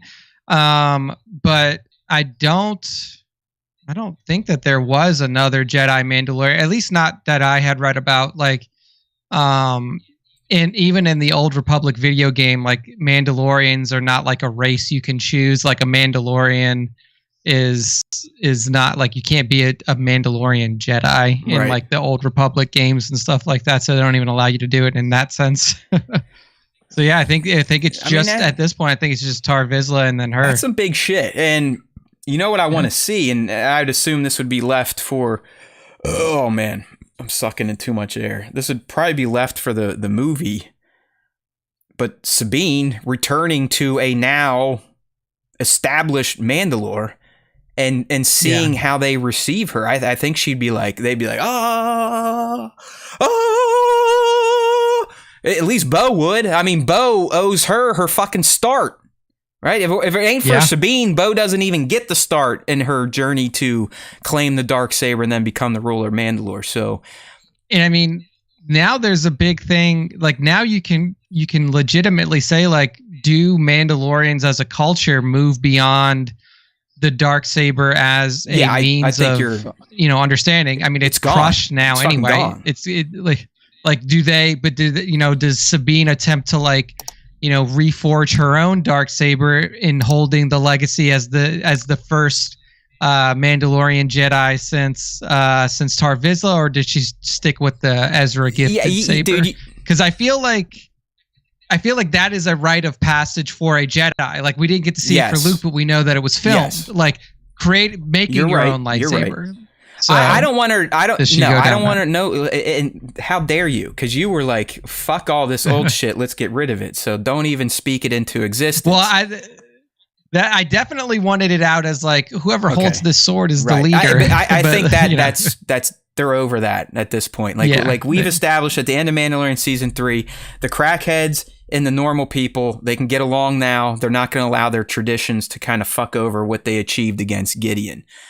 What would be interesting though is if she tried the Form 1 with a dark blade. I would like that. Not necessarily the actual blade, like still cylindrical, traditional lightsaber form, but black with that white glow. That would be fucking killer. Yeah. That would be but knowing her, cool. I mean, Sabine would probably opt for like a purple pink, Yeah, she's definitely yellow, like a bright colors type of girl. I mean, come on, Dave. Sam Jackson shouldn't be the only one to get an off-colored lightsaber. You already did the oranges for Baylan and Shin. Let's see Sabine with a purple, pink, neon yellow, something like that. I feel like purple is legitimately her. So yeah, I mean, her hair, everything, most of her fucking armor is purple. Let's fucking do it. I feel. Okay, here's a funny one. Full Ghost Crew reunion sans Kanan, and we can mostly say this if it said sans Zeb. Sans Zeb too, yeah. I mean, yeah, that was like the weird part for this show. We were definitely expecting to at least have a Zeb pop in, not necessarily like him be a primary part of the plot, but we assumed that we would see him, especially once everything went down. On CISOs. I know outside of the obvious, like, hey, it's a cost savings choice, right? How dumb was that though? Like, how was Zeb not in Tava's fucking compliment? Yeah, like when he popped. Yeah, like Tava comes to fucking CISOs. They're stationed at the same fucking New Republic base, a Delphi base. That is their base. Yeah, I just don't understand how. Like, what did he say? Like, did Tava just not say anything to Zeb when he went off to CISOs? Like, does he not tell Zeb, like, hey, some shit's going down with Hera and Ahsoka and Sabine, like, want to come along? Or was he on the shitter at that time? And he's like, I don't have time. I just have to go. Like, I don't know how that didn't happen. It seemed like a missed opportunity. But clearly he's been established. That they're not going to give us this tease. It seemed odd. And that choice altogether. Hey, Hera and the Ghost, let's take some X-Wings with you from a Delphi base, but not one of your family members. That makes sense. But hey, as we learned, he's training new recruits. So I guess a former rebel doesn't have it in him to go do something rebellious anymore. Yeah. I don't know. That was an odd choice for sure. All right, next one. Another win, even though these were just once. So really, I feel like we should be honored for these too, because this just shows you that if Nick and I were in control of writing Star Wars, we'd be pretty fucking good. All right. We're like right in line with Dave Filoni himself. You can just start calling me Matt Filoni if you would like. But the next one, live action look at Ahsoka vs. Vader. Done. Got it all. Vader suit, Vader skin. Can't get better than that. Nailed it. Nikki came in with... Didn't get there either you go. of my drop your bonuses there. 0. Bo-Katan check in with Ahsoka. Did not happen. Obviously, things were moving on an expedited Nick, we might be able to timeline, salvage this one because technically, thanks to Teva, we did learn that this takes place right after season 3. So it's sort of, Bo-Katan was involved in Moff Gideon's fall. So I don't know. A little bit. And then the last one was, are the Chiss involved with Thrawn? This clearly is relying way too much on the newly established canon from Thrawn's books. I don't even know if Dave Filoni knows that there's more than one Chiss that exists in the Star Wars galaxy. But that did not happen. I got to ask, and I know you haven't seen it. Do you feel like Timothy Zahn is being genuine in all these interviews where he is praising and essentially licking Dave's balls for bringing his character to live action and doing him justice? Or do you think he truly feels like Zahn was executed in live action, considering the constraints of short form TV, good enough for him? I haven't seen any of his interviews. Okay. And, if Timothy really likes him, then I'm glad that he does, and it doesn't change the way that I feel about it. I wasn't expecting it to. I wonder if like all the Thrawn bros out there, if like Lord Thrawn says no, I like this, does that have any impact? And it sounds like it's a hard no for Nick. Well, it's also like how it's another one of those things where it's like, do you want to work in Star Wars again? That's kind of what I was like. Do you think? Do you think he's just? Do you think that? Like Timothy Zahn's going to go up there and be like, yeah, he did a great job of writing somebody that I have never written before in my life. Or like, he's done a really shitty job of adapting a guy that I turned into a really intelligent villain. Right. So, I mean, like it's a scenario where like you put a camera in front of a guy or you ask a guy about a comment and it's basically like, do you want to keep your job? Like, okay. I get that, but he did. I mean, if anything, he's a damn good actor then, because he was smiling from ear to ear through the whole interview, talking about it. None of it really felt forced. So any of you Thrawn bros out there, go check out Lord Zahn. There's one on Star Wars Reddit leaks right now. I think I posted in our Discord as well, which you can get into if you want. Just check out the open link at StarWarsTime.show on Instagram. All right. So, I mean, really, the once weren't that bad. I mean, we pretty much got everything we were hoping to get outside of Thrawn fighting, Marok being anything but a green sack of shit, and the Bo-Katan and Chiss. So, not too bad. All right. So here's where it counts, right? This is where you can argue if we actually know what we're talking about when we speculate. So these were our predictions. First one here, Clone Wars era flashback with Anakin at a minimum. Thank you. Hit it. Super chat. $5. $5. All right.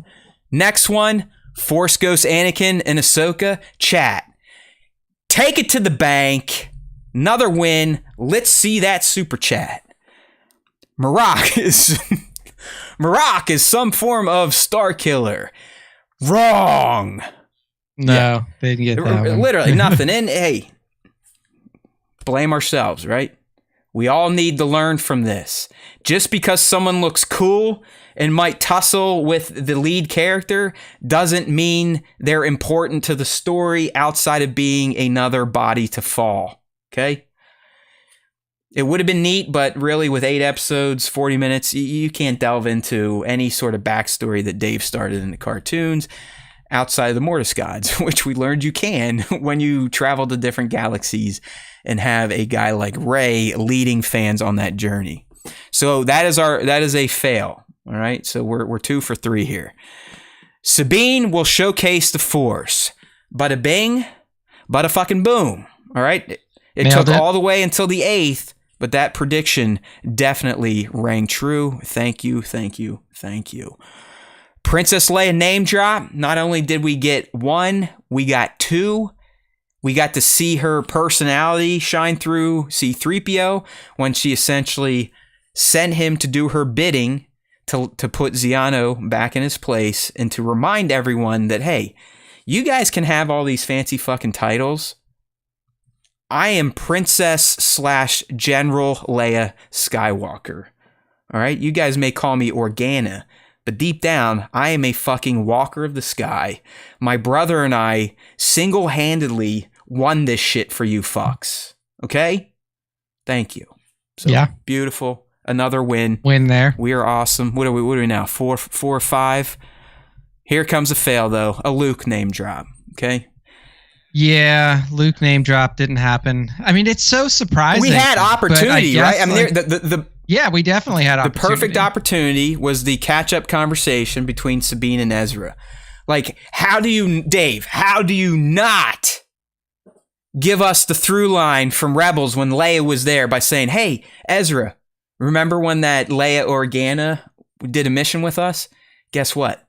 She's fucking Darth Vader's daughter, and her twin brother is Luke Skywalker, who blew up a Death Star, learned how to become a Jedi Knight, beat Darth Vader, and had Darth Vader kill Emperor Palpatine.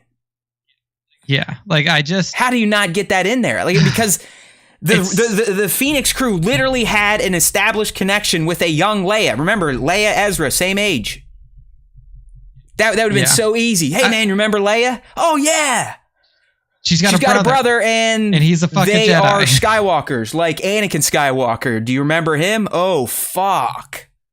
Yeah, oh well. Yeah, it is, like, I don't know. It almost feels like, I think that there's a fear now, honestly, within, like, the writing of Luke. Like, it's just, I think that people are scared to even bring him up now because he's such a force. And then what? You can't even casually talk about him, though? Like, come on. But it's like, because once you find out about that as Ezra, what's the fucking first thing you're going to do when you get back in the galaxy? You're like, oh, Hera, hey, nice to see you. I heard that there's a fucking Jedi that killed Darth Vader and the Emperor. Oh, so you don't need me? I'm going to go take a break on Lothal. See ya. Yeah, it's like, what? Let's go find that fucking guy. Because it changes the whole... everything changes as soon as Luke is That's why up. the Beetlejuice meme, and if you don't know Beetlejuice, we're talking about Howard Stern's Beetlejuice. He's a fucking legend, all right? But there's a meme where they got him going, who me? Who me? And he's like outside of Luke's temple, and it says, essentially, Luke, as Thrawn is returning, Dark Jedi are fucking up New Republic ships, Luke's just sitting there going, hey, gives a fuck. I'm Luke Skywalker, bitch. Yeah, dude. Yeah, I mean, it's a serious, like, it's a fucking Superman thing. It's the same thing as Superman, because if Superman could just show up everywhere, which they have established that he can, then why doesn't he? Still has Red 5. Like we're just waiting for him to start force projecting himself across the galaxy as a young man. It's like he is your instant trump card to literally anything. And because if Ezra knows about it, it's like, hi Hera, hi all of the New Republic. That's what you call yourself now. Yeah, I just got told that there's a super Jedi. Well, so why don't we just go get this guy, and then the whole thing will be over in 5 minutes. Like let's say he learns about it. Here's how that scene should have went. Literally, as soon as the ramp drop, he runs off the fucking ramp, runs right up to Hera, and starts shaking her by the face. What the fuck are you idiots doing? Exactly. Luke Skywalker lives here. Like, what's going on? Why are we fucking playing around here? If you think something shady's going on, phone Luke Skywalker. Send his ass in Red 5 to go investigate and kill everything.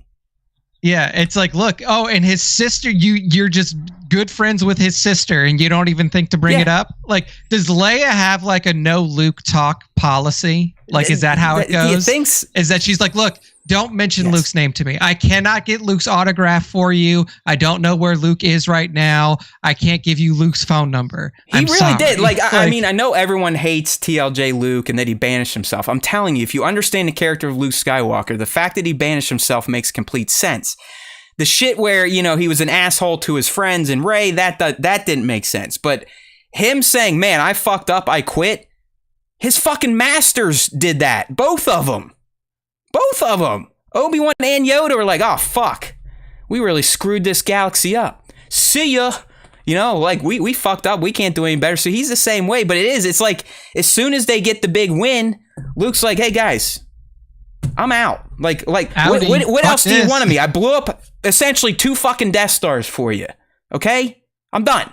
I need to go get in touch with my Jedi roots. I need to go investigate how many midichlorians I have, check out all these, you know, Force temples around the galaxy, and rebuild the Order. I don't have time to just take a day or two to completely eradicate the Imperial Remnant by myself. Yeah, I mean, he's a busy dude. He's a busy dude. Oh, Thrawn's back? All right, here comes Red 5, lands in the fucking bay, and we have a repeat of Mandalorian Season 2 finale. He just rolls in.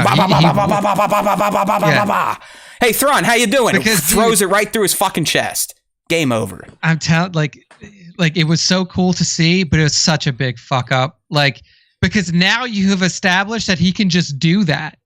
Like, you have now established that in the Mandoverse timeline, this dude, nobody even needs to call him. Like, you don't even need to send out a Luke Skywalker distress call. He just knows. Yeah, well, through the Force, up, man, he can feel it trembling, and here we go. You're right. It's essentially like, in case of emergency, smash glass, and behind the glass is fucking Luke. Yeah, and it's like, now he just shows up. He's like, oh, Baby Yoda's here, and I'm gonna pop in, talk to this Mandalorian guy for a second, take this guy away. Okay, Baby Yoda doesn't want to be with me, send him back home. Like, it's just, but like the fact that he literally, like, our heroes are struggling hardcore. He walks in and just walks through everyone. Didn't even break a sweat. I mean, you could argue he wasn't even looking. Like, replay that scene. His hood is essentially covering his mouth. Yeah, like, no effort. So he walks in versus these fucking zombie trooper Night Sisters in Thrawn, and he's got he sends a fart down the hallway and they're all dead. Like, yeah, he bends over and he goes, wow, ooh, it's like a force fart. They're all like, it blows a hole in the side of the Chimera. Game over. And listen, we love Luke, but if you remember, some of you have been around this long, and God bless you. I don't know what's wrong with you. But this is the first time. I mean, I was gonna die on they're never bringing in the Skywalkers, because I considered it a cheat. I considered bringing Boba Fett into the Mandalorian a cheat way back when we heard the spikes in season 1. And look where we're at. Nick is 100% correct. As much as I love Luke, they have now made him the fix-all. So I guess it's good that he just ignores everybody and doesn't care what's happening, and is going to allow evil to rise on his watch, just like his predecessors did. He's following the script that Yoda gave him. I mean, it's crazy that, like, they don't even, they have to address him, right? Like, they have to, like, there's no way that they don't at least say, like, we don't know where he is, or something like that. Like, they have to, like, it's just so hard at this point too, to where the biggest, like, what is now positioned as the biggest existential threat to the galaxy, like, after the Empire has now made its presence known, and the one guy is not there, what are they going to say? Like, we don't know where he is. Like, he's fucking around. But the thing is you do know where he is, because Ahsoka went to go see him in the fucking last season. And listen, like, you know his sister has to know too, because he was training her. That's what I'm trying to think, Nick. I believe where we're at in the Ahsoka timeline probably would have been right when Leia quit, because she saw the future and was like, hey, my kid, whatever they were trying to do in Rise of Skywalker with that nonsense. But they were training. It seemed like they picked up their training directly after Battle of Endor. So we probably are at the point where she was like, listen, man, like, As much as I want to get into this shit because it's in my blood, I saw some shit. I just need to be what I did before. I'm more the politician, typical war leader, that type of stuff. So she knows where he's at, and it's probably just like when we catch up in TFA, and she's like, you know what? Fuck it. He just fucking disappeared. I wish we had him, but here we are. I'm still trying to hold down the fort just like I did until we were 18 and that lazy asshole finally found his way off of Tatooine. Remember, yeah, dude, from a certain point of view, Yoda wanted Leia. Yeah, Luke's a fucking dopey motherfucker that they've put themselves in now. It's just like it's like in us, like we as the audience just need to realize, like, yeah, you've seen Luke Skywalker in this galaxy and you've seen him in these shows, but like you have to pretend like he just doesn't exist. Like, because if you think about it and you're like, oh yeah, well Luke Skywalker's here, then all of your problems are fixed. But we as an audience have to realize, like, Luke Skywalker exists. All right. He's right in front of our face, but he's unreachable. He straight to voicemail. All right, check this out to maybe break this for the crossover. Because, I mean, Luke obviously has to be involved. If not, it's like, Dave, John, why did you fucking pull that Band-Aid off then? So here's what I'd love to see. Okay? Luke gets pulled in. Most of our heroes are there, but you know, Sabine and Ahsoka, they're still trying to get back. Fight's getting down to it. Even Luke is struggling. That's when Ahsoka, the White, shows up, and she's the one that fucking saves his ass. What do you think about that? Would that help? Would that maybe temper God Luke a little bit? If Ahsoka and Sabine show up in the nick of time, they finally make it back, just as it looks like even Luke himself may finally fail, and it's Ahsoka the White, his father's apprentice, is the one that truly saves Luke this time. What do you think about that? No, he's still too super for that. I don't see a world where you get that deep into the movie and Sabine and Ahsoka aren't there yet. Yeah, because they still kind of have to be some of the mains.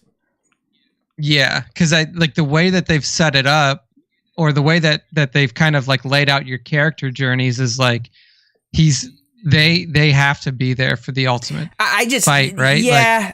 Well, they would be showing, but it would be like you would have to been like your last 15 minutes. Kind of like an Endgame where they do the portals. That would be Ahsoka coming in and here we go, you know, Avengers, blah blah, and let's go. And then at that point, it's just like, well, you just endgamed it, like you just fucking you straight up copied. Yeah, we know they're gonna do that. I mean, come on, we know they're gonna do it. Yeah. But I don't know. I think you have a valid point. It really depends if we get Ahsoka season 2 and if they can develop that. If we get that, then yeah, I could see them being back before then.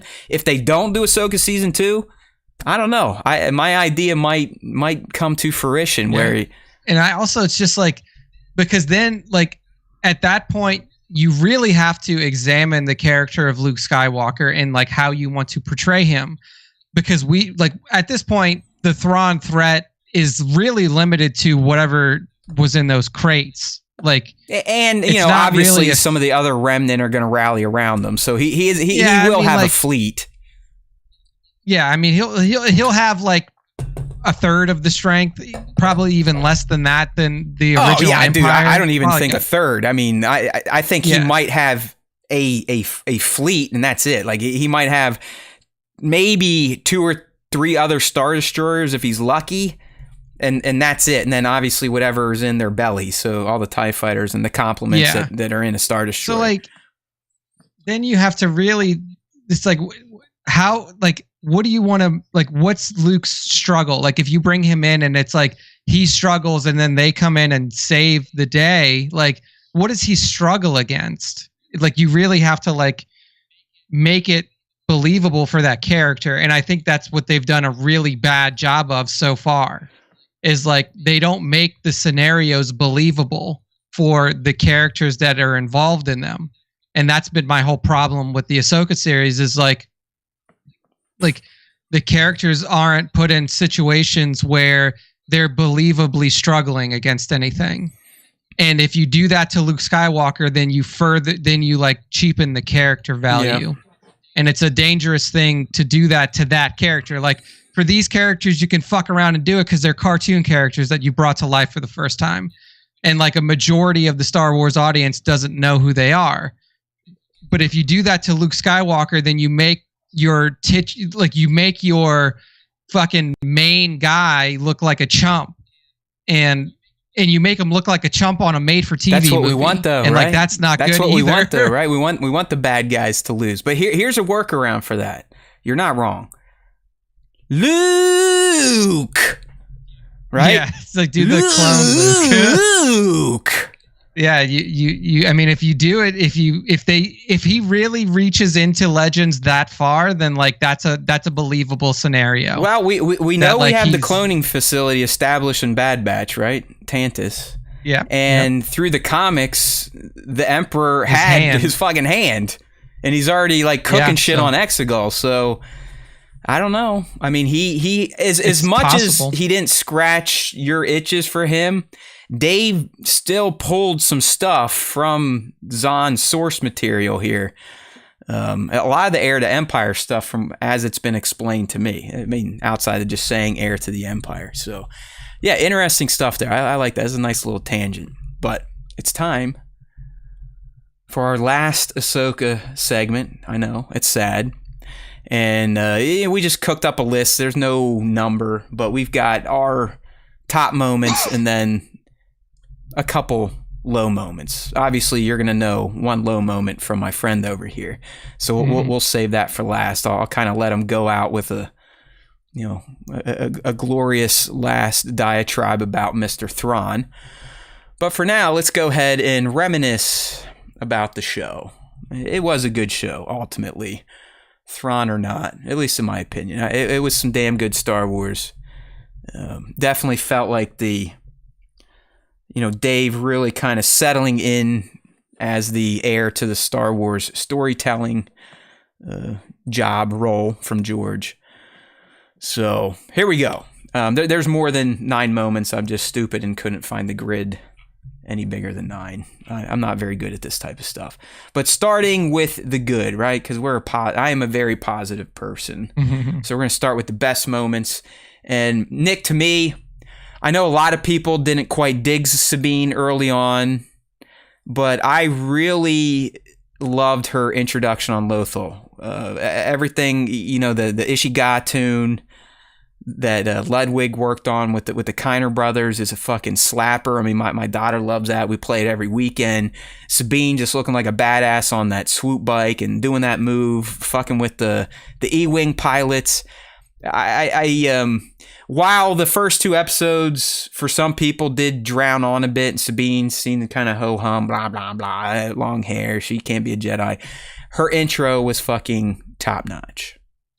Yeah, I definitely agree that, like, of the first 2 episodes, that definitely stands out as, like, one of the highlights for me is the intro to Sabine, first time really getting to see her in this new era.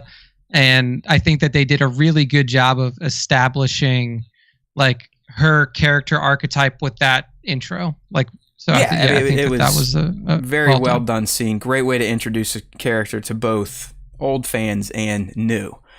One that really surprised me, and we were talking about C-3PO, and I while I have a love for him because he's from my era and I have very fond memories of those films, it's hard for me to put him in my top 5 of droids, especially with some of the new droids we've come across.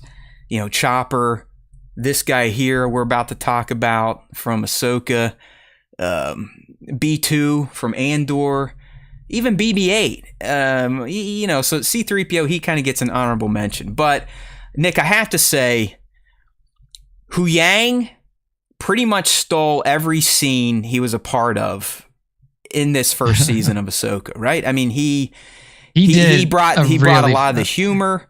He brought some insight. He said some crafty things. He gave us some Kanan drops here or there, some Jedi lore. I was very impressed with live action Huyang. No, yeah. I mean, he was such a standout, especially early in the series where like some of the other things were taking their time developing. He was definitely like what a lot of people look to as like the highlight of those first 2 episodes. And here's what I'll say about 3PO and R2 for that. I mean, like obviously they were the OG droids. They were the ones who were kind of setting the like the stage for what droids could be in Star Wars, and more specifically, like what droids could be in science fiction for the next 40 years. And I think what they've done a really good job of, like Star Wars writers in general, is like taking those two as archetypes and then really expanding on what a droid can be and how intelligent they can be and how useful they can be and all the different things that really make droids. And I think that Hu Yang is like definitely one of the best versions of a Star Wars droid that we've seen recently. Yeah, that's a great way to describe it, because he kind of had the humor that the astromechs would give us, but he also had the kind of the wisdom and the ability to communicate with the humanoids that you would get from a protocol droid like C-3PO.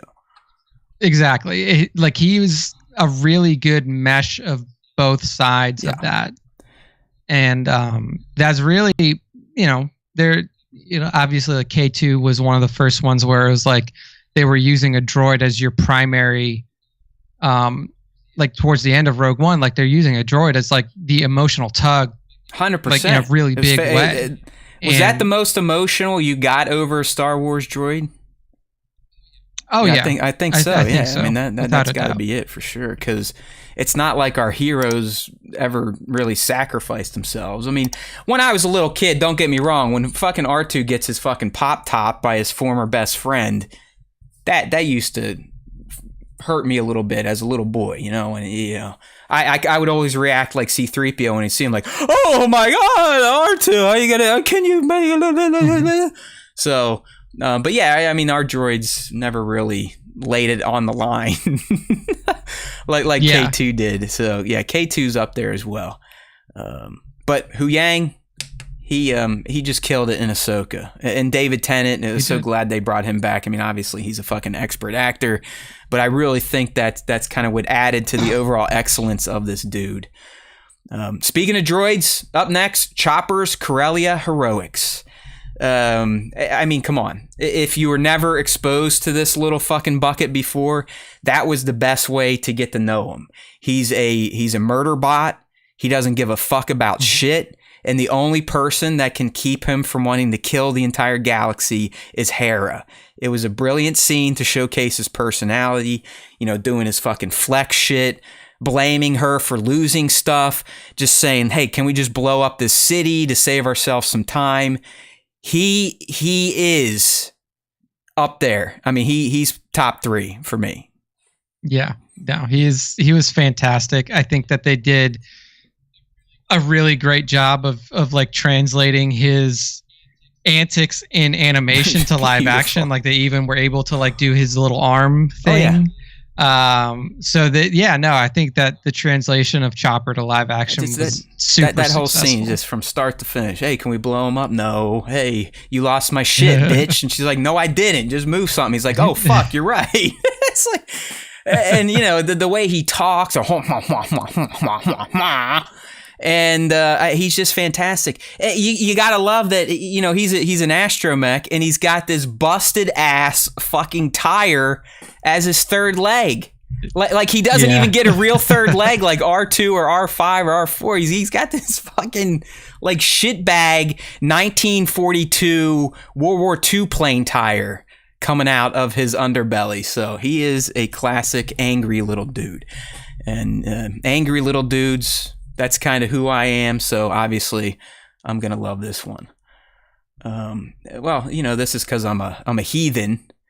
But I gotta say, Hera's ass in particular, and how Jason was used in episode 5 in particular. I lumped them together since they were the family unit. But listen, I know it sounds creepy and childish, but my goodness, did her bum look fantastic in those orange pants. All right, we'll leave it at that. Okay, I know it makes people uncomfortable. But I love Twi'leks, and I love apple bottoms. Okay? And Mary Elizabeth has one. Now we know why she's with Mr. Hello there. Okay? Makes complete sense. But in all seriousness, Hera was pretty great. And I really enjoyed Jason and the slow burn they did with him to expose his connection to the Force and possibly set up his future, either training with Ezra, Ahsoka, Sabine, or the lost one, Luke Skywalker. If it wasn't for Jason, we don't find Ahsoka. So he played a bigger role than I thought he would play with his live introduction. Yeah, I really do hope that he is explored further as they push deeper into this timeline. Just because we know where, like we said last time, we know where all this is leading, and he's clearly a Force-sensitive child, and he's got a Force-sensitive father, and we know that Luke establishes a Jedi Academy, and what is his involvement there? Does Jason get training? Again, it's it's a conundrum you put yourself in when you expose these characters to the light of day. It's okay, well, what happens to him now? And do you actually follow through and continue to follow his development with great interest, or does he fall to the wayside and was just a cool parlor trick that they use in this series? So that's I really enjoy how they used him, but I really want them to capitalize on it as well. Don't leave it here. Let's see what this kid turns into. I mean, dude, we're still talking about a galaxy that's deficient in Force users of any side. So why are you going to discourage that? I mean, obviously, I understand the mother angle. Do I want to potentially give up my son to go join this order because they technically shouldn't be hanging out with us anymore? And just in general, we need the light to start the rebuild. So if we have someone that came from a light side Jedi's testicles and his mother is a rebellion war hero, it seems like the best type of Force user you would want to start training for the side of righteousness. Yeah.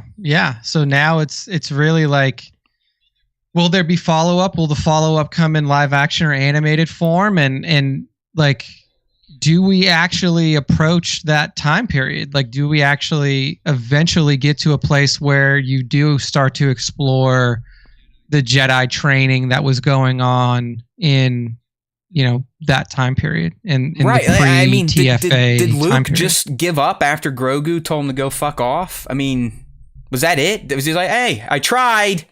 Robots, keep working. I need a house. It might not be a temple, but I at least need somewhere to live, sleep. I don't want to get wet when it's raining outside. So you'd wonder, you would think Luke would be I'm feeling something in the air today. Jason Syndulla, okay, Force, yeah. Let me go check in on him, see if he wants to join the club. Yeah, I mean, it seems to make sense, and he was literally going around looking for Force sensitives, and we know he has the ability to he's feel listening. them. He's listening through the Force. That's the best part. Yeah. It's not like Grogu called him. Grogu sent up a fucking smoke signal through the Force. Yeah. I mean, Luke Skywalker is light side Santa Claus. Let's put it that way. He can feel your presence. He knows when you're good. He knows when you're bad. If you're good, he'll show up to your house and give you the present of training you to be a Jedi. Ho, ho, ho, may the Force be with you. Yes. So I don't know. I mean, that's what I'm most interested in now is how you're planting the seeds. It's unquestionable that these seeds are being planted. Do you actually reap the benefits of the crop now? Do you actually, go to that? Yeah, so we just Nick, if they want to use Luke, let's just do a series about Luke fucking at the temple in that process, right? That makes sense for Luke. Do it. Then we would understand why he's not showing up at these big battles to save the day. He's got more important things to do. I think the whole galaxy would understand. Hey, where's fucking Luke Skywalker when you need him? Oh, he's training a legion of other Luke Skywalkers. Oh, No problem. Yeah, it's like, okay, that's why he can't show up at the middle of anywhere. Blah blah blah. Yeah, I mean, Sebastian Stan is waiting. He's waiting. He's ready. Man. He's got his Luke Skywalker Mark face. has blessed it. Mark's like, please, I don't want to keep doing this. Just go ahead. I'm still gonna get paid. Go. Yeah, it's like, motherfucker, I own the Luke Skywalker brand, bitch. Like, just let Sebastian run it for a little bit, and then I'll still get my money. Don't worry. Right. Well, we're on a Luke tilt today. All right. I know, right? This is multiple. Up next here, the SWTS duels in full. So what I'm talking about would be when Ahsoka and Sabine leave the ship and they encounter Shin and Marok. They kind of have their things. Marok falls. Shin and Sabine have essentially a stalemate. And then it picks up with probably the best duel of the season, or the most samurai-like, if you will, the Ahsoka v. Baylan before he temporarily kills her. So they looked great. The visuals were fantastic. I thought the choreo looked pretty spot on. It was a mix of prequel, fast, and more of our original trilogy, methodical fighting. It was just, it was the eye candy moments in the season. Yeah, no, I mean, I definitely, for me personally, this was my best moment of the entire series. Like, for me personally, like, these duels, and not only the duels, but obviously the conversation that was had around them with Baylan and Ahsoka, the eventuality of what was to come after that. Like, I think that was the highlight of the series for me. Because in that, like I was saying previously, like I was saying towards the end of the series, like, lack of struggle, there was no real threat to these heroes. Baylan was, like, that was the biggest moment of struggle in the whole series. He beat her. That fight between her straight up. Between Ahsoka and Baylan, straight up. Like, Ahsoka comes in, like, fully, like, oh, I know what I'm doing. I'll take this dude out, no problem. Beat down. Like, she puts up a fight, yeah, but it is a legitimate struggle for her. And she gets beat. She gets beat to the point of near death, which was, and really learns from that, which is why that, for me, like, that whole sequence, that, and then the episode to follow, episodes 4 and 5, best moments in the series. If Ahsoka ended at the end of episode 5, it would be Nick's favorite Star Wars of all time. But unfortunately, 6, 7, and 8 happened, notch. And now it's a little poopy for him. Left a bad taste there at the end. Did not stick the landing, in his opinion.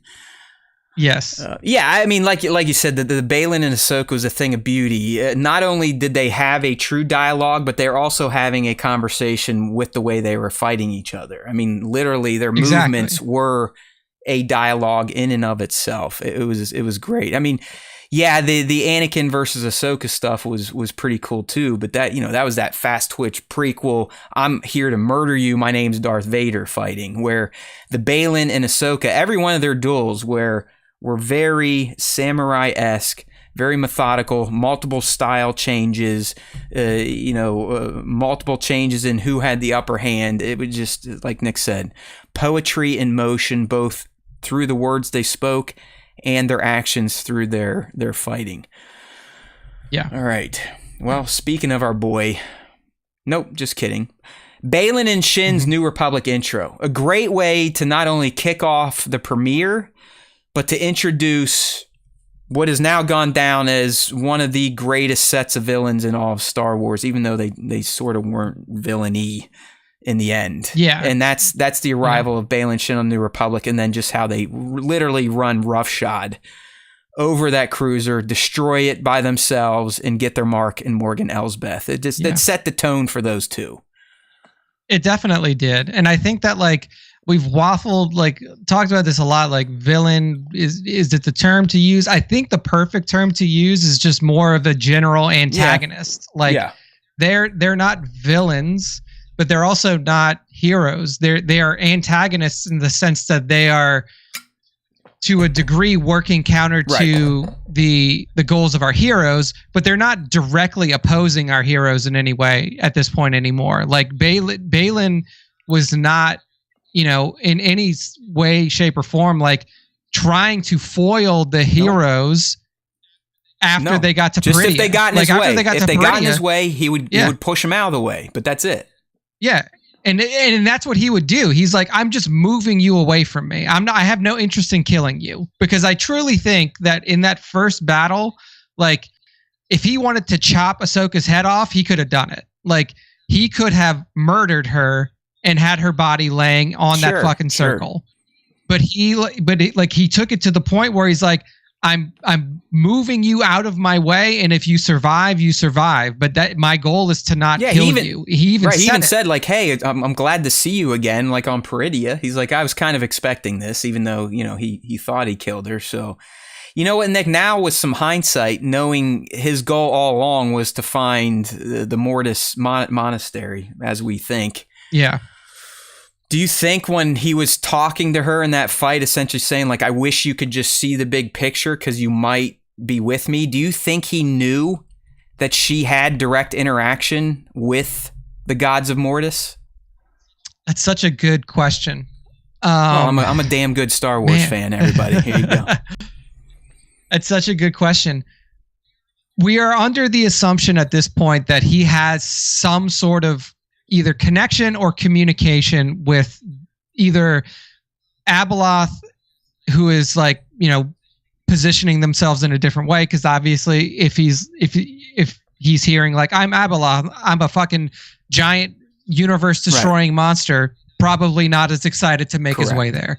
But if he is in communication with something that is fronting themselves to be gods of Mortis like, then maybe maybe he could feel that there was a connection between Ahsoka and these gods before. And maybe that's why he was like, I wish I could tell you this, but I just can't, because if I did, then it would just fuck everything up. Well, think about this. I mean, she essentially died on Mortis and was saved by the daughter, so that she has some of the daughter in her. That's why Morai the Convor watches over her.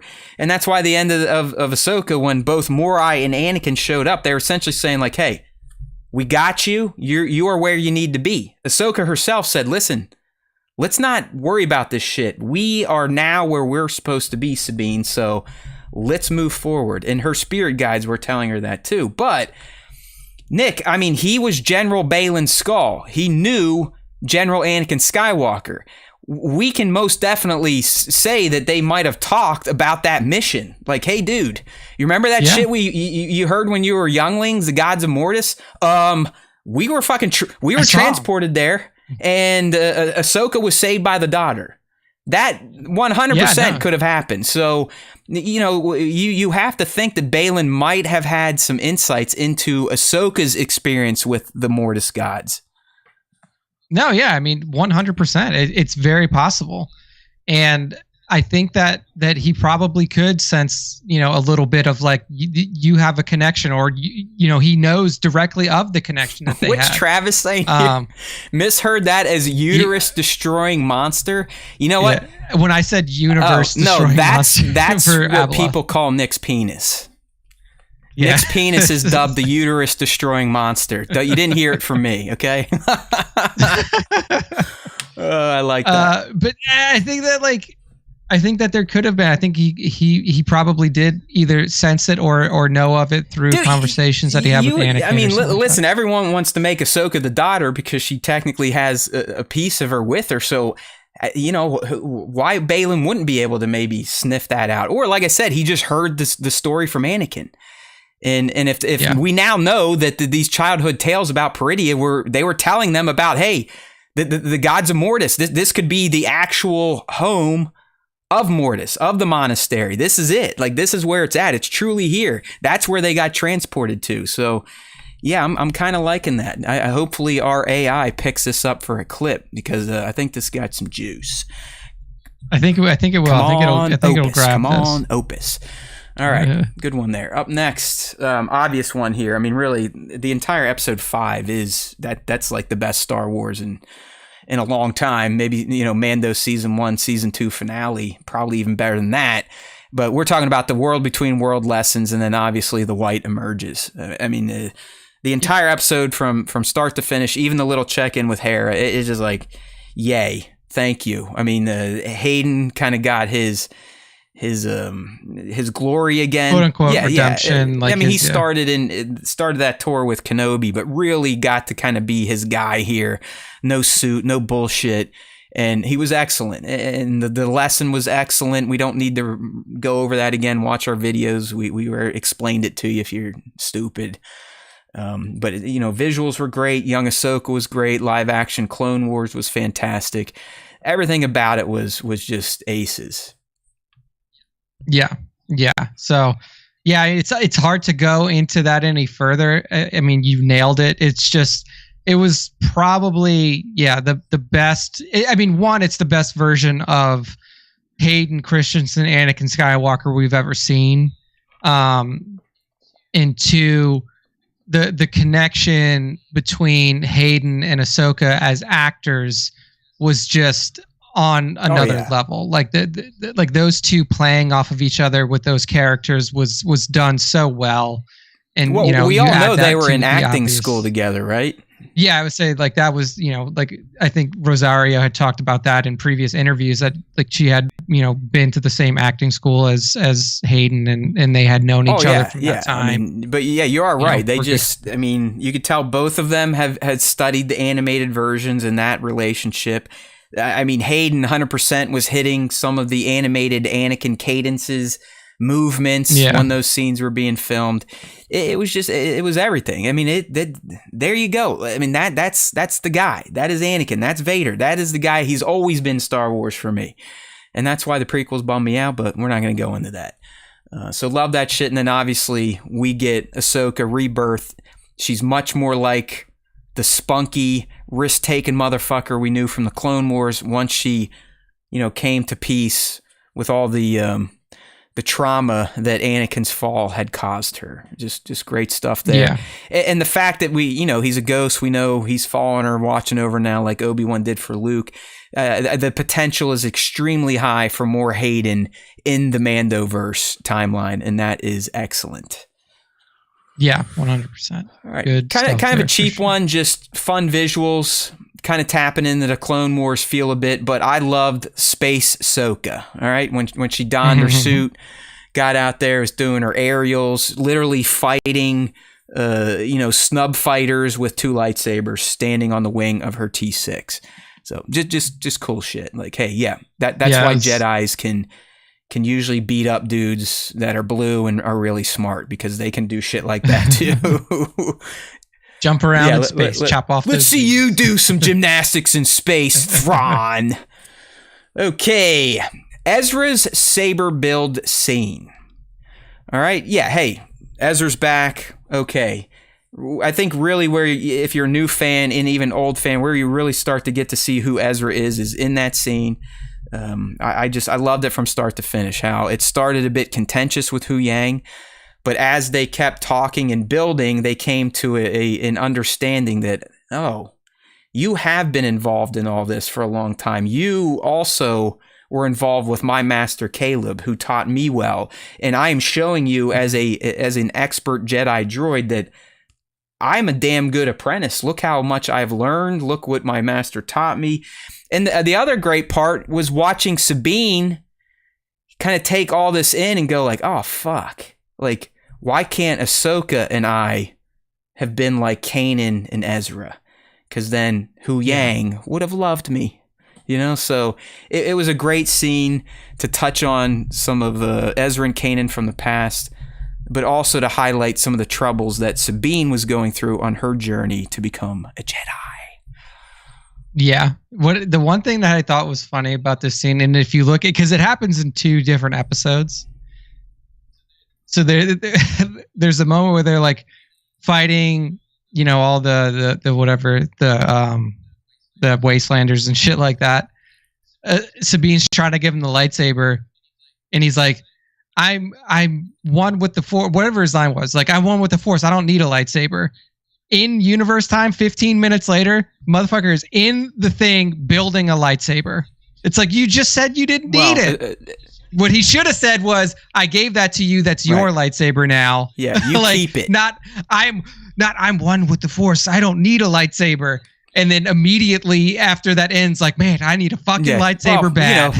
Mommy Ahsoka's like, hey, bro, your Taras Kasi's pretty neat, but we're gonna go raid a castle, just 3 of us. So please get yourself a fucking blade. So yeah, it's like, come on, dude. Let's get over this shit. You're not fighting Tuscan samurai anymore. We're gonna be going up against Thrawn and shitheads. You're fighting stormtroopers who are super dangerous, especially when they're zombies.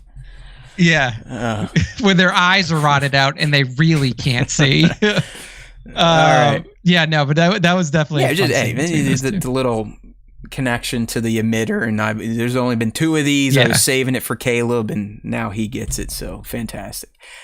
All right, this is going to be a very short discussion here, but I, for one, really liked how Thrawn arrived.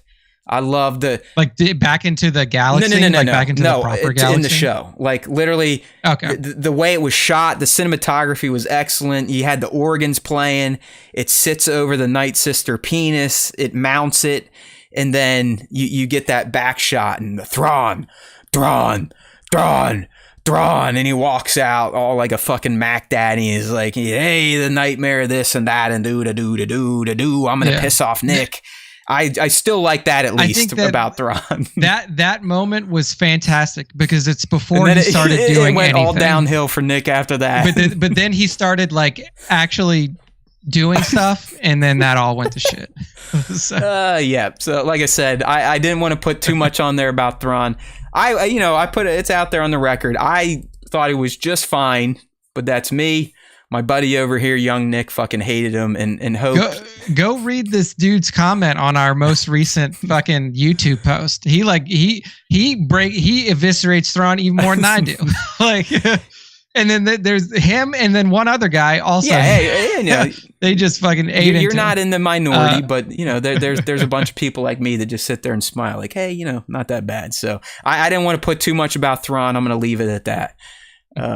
Up next, C-3PO owns Xiono, and we kind of already talked about that in the once. It was our way of getting Leia's kind of presence and attitude in there, and it was a good moment. And then last of the top here, really is just the surprise tease of a live action Mortis arc, and I want to throw in as a general, just excellent aspect of Ahsoka season 1. I really think Kevin Kiner's score was fucking immaculate. He did a fantastic he fucking job. knocked it out of the park, making it feel new, but he incorporated enough of the main themes from Rebels and just overall Star Wars. It felt familiar. I'm not saying he John Williams did, but it was the closest I've heard someone get to really making the music be as important as the story and the characters and the sets and the effects. Yeah. I mean, he did a fantastic job of like really elevating those moments in the show that like could have been ho-hum or could have been like less than, but his score really did like help to elevate those moments and bring them to like near, John Williams. But like I said, I kind of made it 2 moments, but really the fact that they went there with the live action Mortis stuff and we've been bitching and moaning like, hey, Star Wars is so formulaic, but I feel like this could break it. We could get some new type of shit. We're going to be stuck on this planet exploring the deep mystical religious side of the Force. And that's exciting. I hope that's followed up on for sure. Like I said in our last episode, like the things that really interest me the most definitely still lie on Peridia. And it's, I mean, obviously, like we're going to start to get into our worst moments now. I'll skip the Thrawn one from now, but like what really affects the ongoing development of that thread is knowing that Ray Stevenson is gone. Your first worst moment is knowing that Ray, the person, is no longer around, and how that affects the ongoing storytelling in terms of like the Mortis arc that was introduced at the very end of the show, and like how does that pick up now? How do we continue to explore that? We got three options. I think 3 options. You fucking do the Carrie Fisher Leia Band-Aid like they did from TLJ to Tross. Not ideal. You recast the most ideal. You know, Liev Schreiber. Pierce Brosnan could be a good one, I think. Right? He's kind of got that look a little bit. Or the worst is you pivot. You pivot away. And maybe you shift it into Ahsoka is the one that has to now figure it out, or you possibly reposition Shin to kind of take that lead. But yeah, I don't want this to go away, because this to me it would be the most fresh feeling Star Wars narrative out there, because it's going to touch on the shit that George himself wanted to get into Star Wars, but used the animated series to kind of do it first. I mean, George is the one that came up with the gods, Force gods. He wanted Force gods, and you know, Dave helped him flesh all that shit out. But this came from the maker. Okay, he wanted to establish that there are gods of the Force, and they kind of influence its effect on the entire universe. Is he going there to snuff it out? Is he going to take it over? I mean, you could argue if it is Abeloth, and he knows it's Abeloth. Remember what he said? He's like, sometimes you essentially need to burn things down to start something great, and that's exactly what Abeloth, the mother, would do. Yeah, I mean, I think that the options laid in front of us are definitely hard to choose from, because the story for the heroes within this arc, I assume, are already written, and like that's what makes it hard to pivot it to somebody like Ahsoka, is like have Ahsoka take up the path that she was, you know, or that Balaam was supposed to take, because I assume that she, you know, Dave already has her arc and like what her part to play in that story was already done. Like the pivot to Shin could be interesting just because there is no they put her in a position as like she's kind of taking control of her own destiny now by like inserting herself as the leader of these wastelanders on Peridia. But like ultimately, I don't know what Dave had planned for that story. Like I don't know where that story was to lead. Like does she just now make a life for herself on Peridia? I can tell you what Ivana had said about her character. It was essentially like she just wants to feel like she belongs. So I do think she was going to become the leader there. Like that would give her that sense of belonging. That's why she went there. She's like, all right, everyone else has cast me aside. I'm too scared to deal with the good guys because, you know, I was a little fucky to them. So there's no better way to feel like you belong than to become a leader of a leaderless faction. Yeah. So I mean, it's an interesting story to tell in itself, and I think that you can still accomplish that goal and edit that story to be like, because okay, like you can essentially take that story, say like, okay, yeah, she does take over as the leader of this clan, but then what? But then like they live there. Like these wastelanders live on Peridia. They have to know legends or stories or something about this, you know, this far off monastery or the gods that you know. Someone etched those fuckers into the mountains, right, Nick? Yeah. So like these wastelanders have to have some sort of knowledge or connection to this place that is Balin's ultimate goal. And with him gone, maybe you can have both with Shin. Like you have her be the leader of this faction, but also have her be the one that is shepherding the audience along this journey towards the gods of Mortis based off of what is told to her by the Wastelanders. So you could have both there. But then obviously, I think that you're right. The best option is just recast. Well, you know, with the Shin thing, you got to remember, she didn't want to be here. She doesn't want to be stuck on this planet. So you could argue with her new family, quotes, she may seek after Balin anyways. Like, hey, bro, I didn't make it off. Like, come on, you led me here. Like, can I at least get back into this? Or like you said, she learns about the lore and whatnot from the locals and goes, oh, maybe I can use this to get home. Yeah. So I like it. A few different avenues, obviously yet to be seen. And I assume that if, once the SAG strike is finished, the big tell will be like recasting news. If we don't get any recasting news, that one of the two secondary options happened. So, I guess if we had to pick between those two, I would still prefer the Leia Band-Aid, even though that was pretty wonky, but at least they still try to tell a part of that story instead of just doing a complete pivot to something new.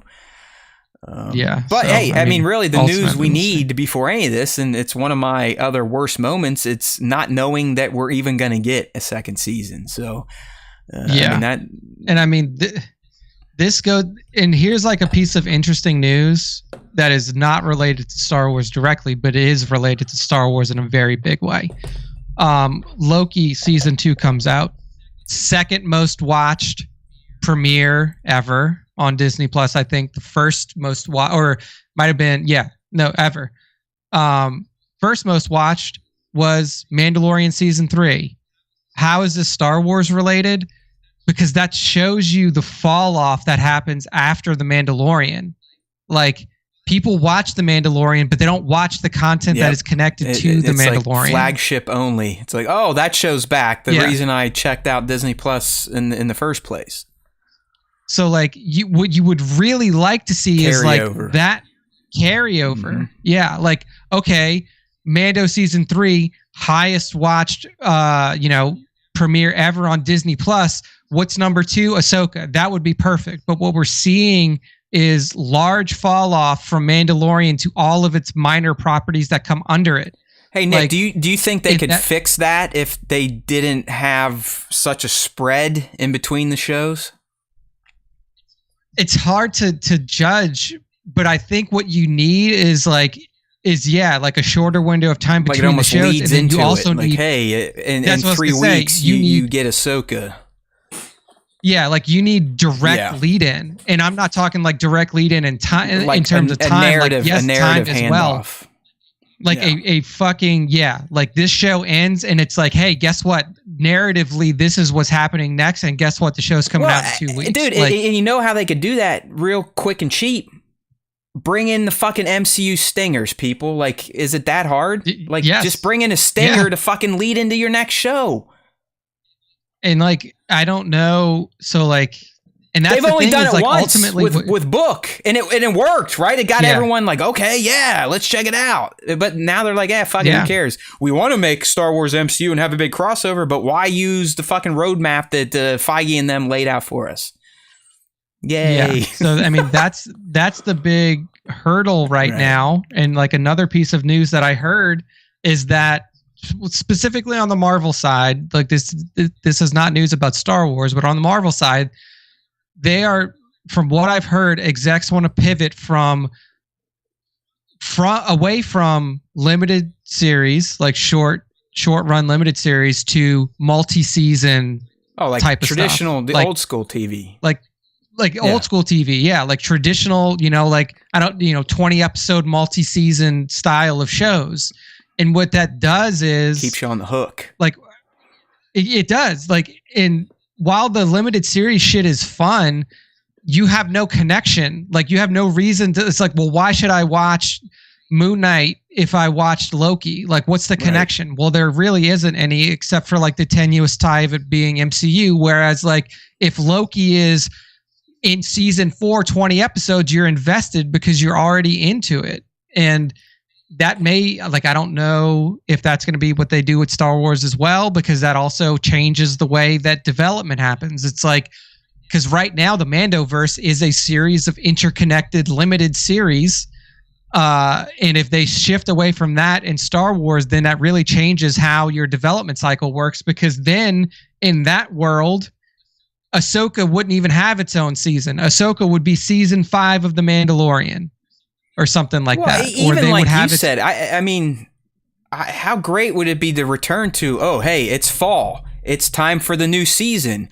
Oh, it's the winter. We're going to take a break for a few months. Oh, it's the spring. Now we get to see how the season finishes and sets up the next season, which is going to be here in the fall again. So you're always in that cycle. You're on that hook. You're always engaged in the property, right? You're always wondering like, okay, I mean, remember the Lost craze? Like, oh shit, I can't wait till it comes back in September to see what happened at the end of May. That's all gone away for the most part, except for old people that still watch network TV. Yeah, and I think that like what streamers are now realizing is like there wasn't anything wrong with the programming model. Like the programming model was still good. The problem was the delivery method. Like people moved away from the delivery method, but what they did was instead of keeping the programming model and changing the delivery method, they changed both of them. And like it worked for a little bit because it was like fresh and new and like, look at this, there's all these different series.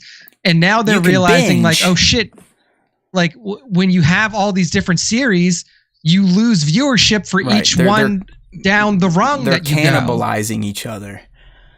Yeah.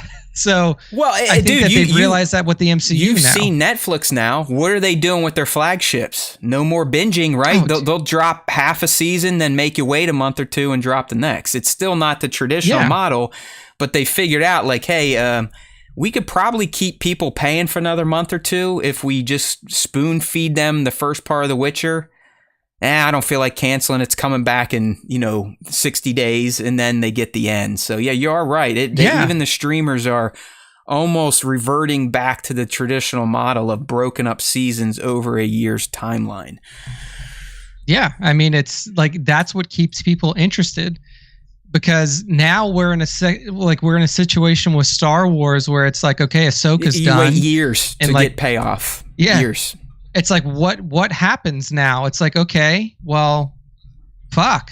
Like, next show that's coming out is Skeleton Crew. It may just be like, mention a name. You might not even get any exposure. So, all right, well, hey, you know what? We're pushing our time here, buddy. I know you like to get out early. So even though you're ramped up, I'm here to help you on time management. So, our last hate, Maroc fooled us all. We talked about that. And then Thrawn, do you want to end it, Nick? One last shot across the bow.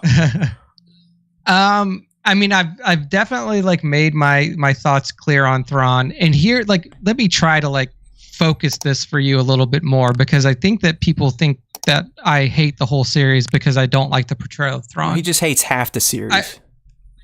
I just hate half the series. Now, what I want, like, what is the most enjoyable thing, and I'm going to make an analogy to make it easy for people to understand, is when a victory feels good. Like, when it feels like, man, they really fucking earned that. And the way that I put it is like, if you're running a race and the guy that you're running against like breaks his ankle, it doesn't feel good to win because you didn't do anything to earn it. And like where we're at right now in this series is like, it's a series of unearned victories that just don't feel good. It's like you literally your payoff on this series was like, I didn't run fast enough. Like it wasn't that they really got beat down and like Thrawn really beat them. They lost to the clock, man. They lost to the clock. Yeah. And it's like when you watch, like, when you go and watch UFC highlights, or if you go and you watch boxing highlights, do you watch highlights of things that ended in a decision? More than likely not. Like you're watching fucking knockouts. You're watching submission wins. Like the races that you see in the Olympics aren't Usain Bolt versus 5 amateurs. It's versus the fucking best. And that's what makes them interesting, is that when they win, they fucking won against the best, or they won against fucking crazy odds. And it felt like in this show, they got beat by a clock, and it doesn't even feel good. Cause like ultimately it's literally like I was saying for the end of the show, it's like they run through everything. Like the only hiccup that they run into is that they ran out of time. And like that doesn't feel good. I want it to feel like, man, Thrawn really put it to him. And I don't know if they're going to pay off on that, because we've talked about like now, like obviously they have to avoid Luke, because if they don't avoid Luke, it's going to be another one of those things where it's like, okay, well, Luke shows up and he fucking destroyed him. End of the show. But that's what I was looking for in this show, is a moment where it's like, and I'll use Harry Potter. One of the best villains I've seen in a long time, and like this is going to sound fucking stupid, Voldemort in Harry Potter. Like if you haven't seen Harry Potter, you're not a Harry Potter fan, like the whole lead up was similar to the lead up to the Thrawn stuff. It's like whispers, Thrawn's coming back. Harry Potter whispers, is Voldemort's, Star Wars, right? I mean, we've all identified that. It's definitely like follows a similar thing, but like if you and foils, very similar. But like if you look at the lead up to like Harry Potter with Voldemort, there's whispers, he's coming back, he's coming back.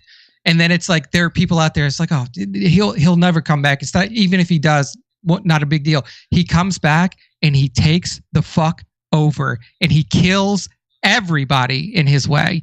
And we get the same thing with Thrawn. You know, that's coming back. That's a great point about the Potter, at least the movies. I'm sure the books were the same, but I can't read words. But if you think about it, Nick, even though the good guys ultimately won in every film, Voldemort also scored a victory in his return. Dude, like, but that's the thing. It's like there were like it's kind of the same thing with like,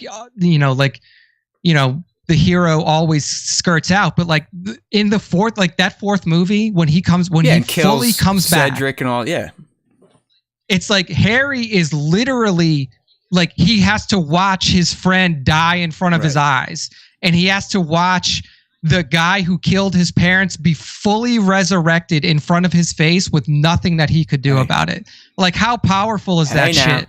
And then in this, we can't reach the ship in time. All right, you finally sold me a little bit on your argument. I'll give you that. The Harry Potter analogy was well done, young Nick.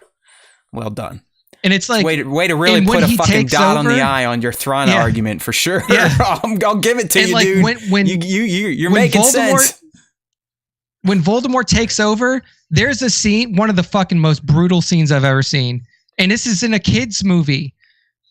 All the Dark Council, like all of his Death Eaters, are sitting on a table. Like in the shot goes like this: he's at the head of the table. All of his Death Eaters are there, and you feel the intimidation that he strikes into his own followers. They're having this conversation. They zoom out, and he has one of the Hogwarts teachers floating above the table, bound by his magic, and then is torturing her actively in front of these people, and then eventually lets the snake kill her. Like, holy shit, that's how you make a villain.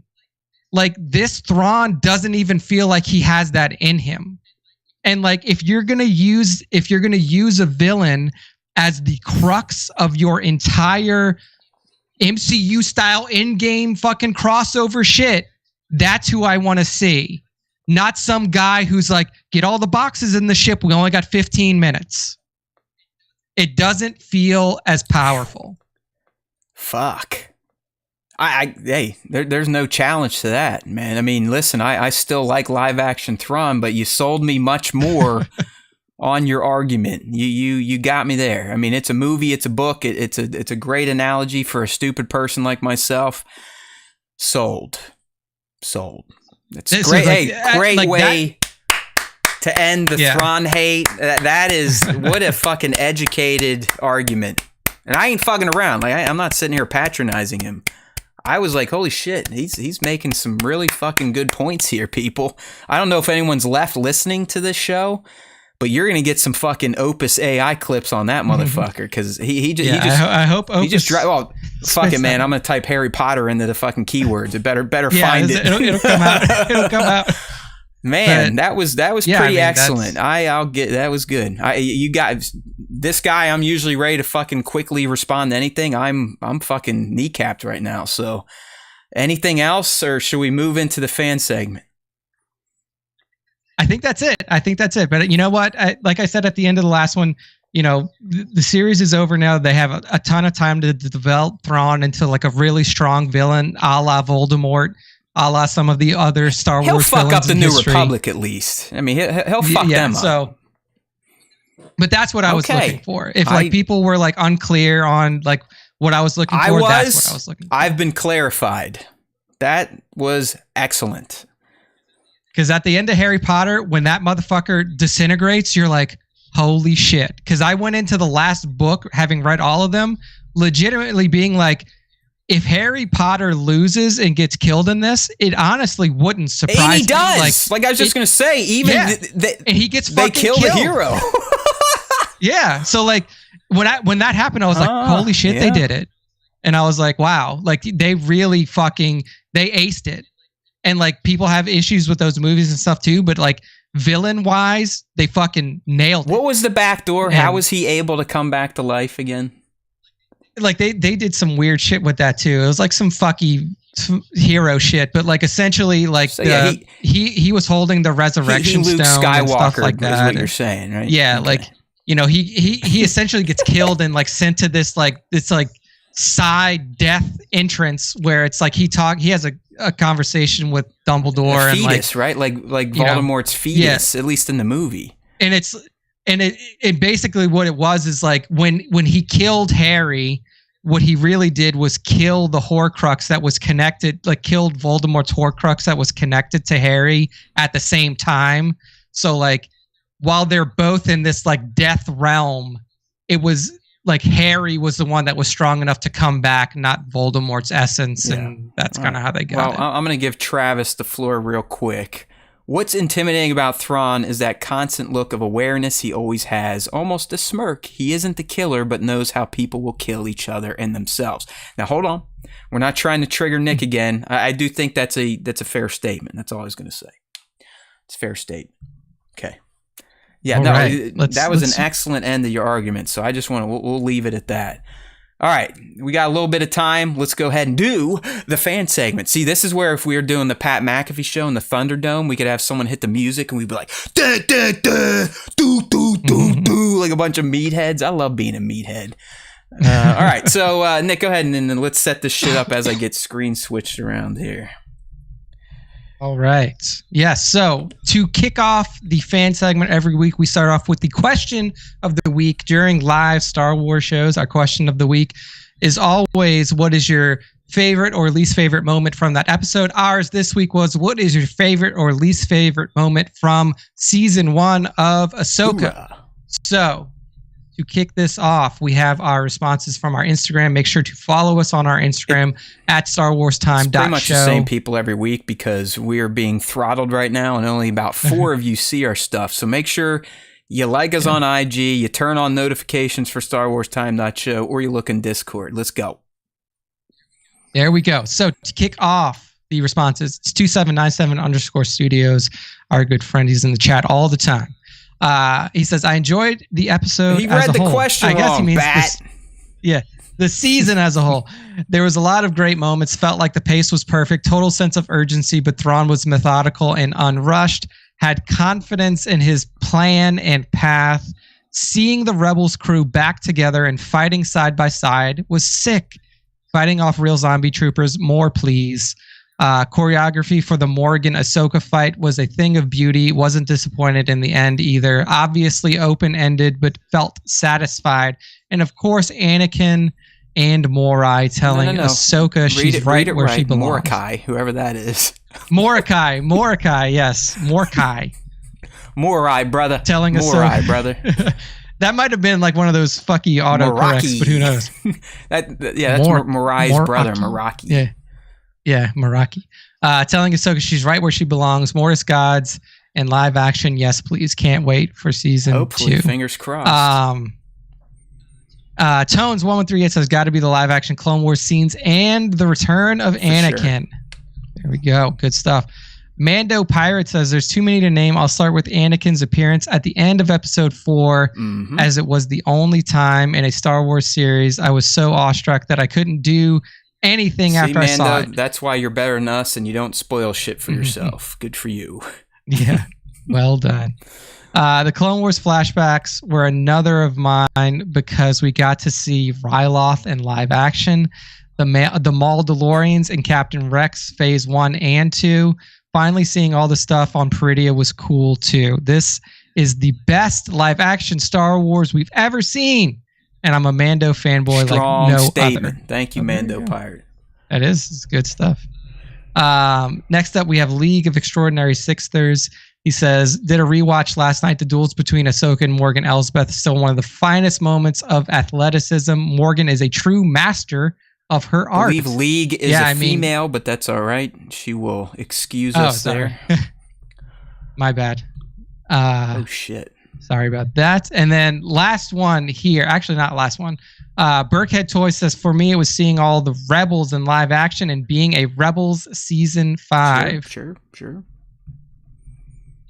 And then final one here. Kevin M. Boots 77 on Instagram says that it ended and Ray Stevenson passed away. The entire show was good to great IMO. Which stands for, so in I guess, my like, opinion, that is in case you didn't know. Yeah, IMO is in my opinion. So he's very upset that Ray Stevenson passed. And just the show ending. I mean, he wanted Ahsoka to go on for into infinity. Multiple seasons. Never end. Yeah. All right. That is the question of the week. Thank you, fans. Like I said, it'd be awesome to get more involvement on that. I'm not quite sure how to do it. Maybe put up a poll on YouTube. Who knows? Like, again, we do seem to be sort of a cancer on social media. Sometimes we good. Sometimes we're literally getting hit with radiation and kept in a closet. But we're here for you every week. We give you a platform to speak your voice. So now it is time for the top 5 Star Wars fan artist features, as our announcer likes to call it. Nick, explain how they can get involved while I do the old flippity-dippity. Yes, to get involved in this segment, make sure to follow us at StarWarsTime.show on Instagram and tag us, add tag at StarWarsTime.show on your Instagram posts. On your Instagram Star Wars posts. Do that, and they will fall into our tag section on our profile, and that's where I pull all of the top 5ers from. Hoorah. Right there from our tag section. So do that, and that's how you get involved. Look at this first one. This first one's sick as hell. So to kick it off, we're starting with at Mattea, MATTEA _toy _photography, and this is a little mashup shot. So this troll, I don't know if this is like is this a Lord of the Rings I don't troll think or so. is this it's just, there's like fantasy lines of figures people are getting into. I'm assuming it comes from that. Mythic Legions. Yeah, that's it. So there we go. So what we see here is Luke Skywalker beheading a massive troll, and what really like sticks out to it's just the way that Mattea Toy Photography like added some of these post-processing effects in after he took the shot. So the troll's head is fully falling off, but you got this great like sear mark on its neck from where the lightsaber fully decapitated it. This great green swish of the blade as you see it coming down in the arc that Luke took to behead it. The lightsaber effects themselves are great. The posing of both figures are just absolutely incredible.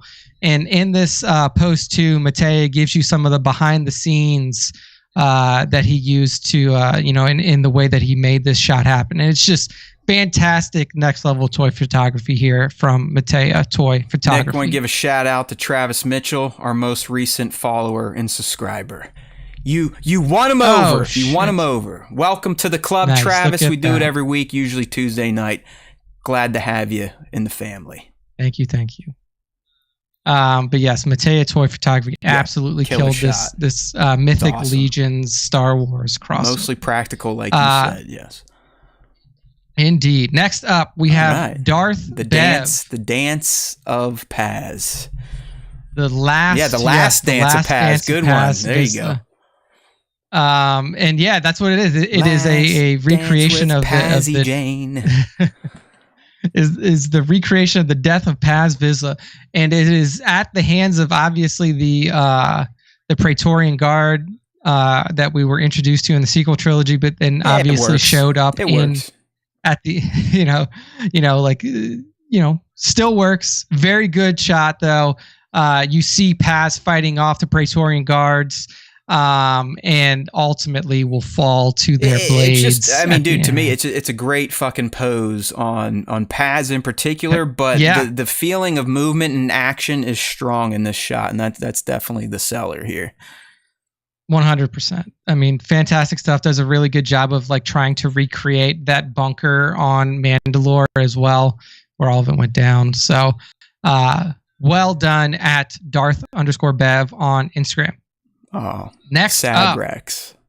This is sad boy Rex here, and this is from at @Moo_KW. So it's at MUU_KWMR, and it is sad boy Rex. Like this is probably Rex in the break-in battle on the battlefield. You can see he's like sitting in a trench. He probably watched some of his brothers in arms get cut down at the hands of the CIS. I'm just gonna say this is the episode where he thinks he lost Echo. When Echo kind of blows up. I'm just saying that this is it. He's sitting down, reflecting on that, bumming out. I don't know if Fives was already gone, but he's starting to lose his crew. Yeah, his comrades are falling, and it's an absolutely like killer shot. Very emotional. Here. I mean, it's not. I'm not gonna say it's a difficult pose, but Moo still got him set up in a way where you can just feel defeat. Just war torn, all the damage it's doing to him, emotionally, physically, just absolutely wasted from war. Oh yeah, I mean, and Moo did a great job of capturing this, even for like a helmeted character, just like the body language. You can feel the pain, 100%. So, excellent job at MUU_KWMR on Instagram. Next up is at Pizza Lover Mac, and they hit us with an awesome shot. You think that means they like pizza and macaroni and cheese? Or is their name Mac and they're a pizza lover? It could be that one as well. I'm not sure, but I love pizza and macaroni and cheese, so I'm gonna go with that one.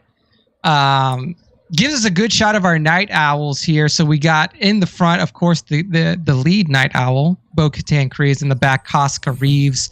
Looks like they've just taken out a Death Trooper, and they're working their way through potentially war-torn streets of. Is this on Navarro? Could this be on Navarro? Kind of looks Navarro-ish. Sure. Could be on a different planet as well.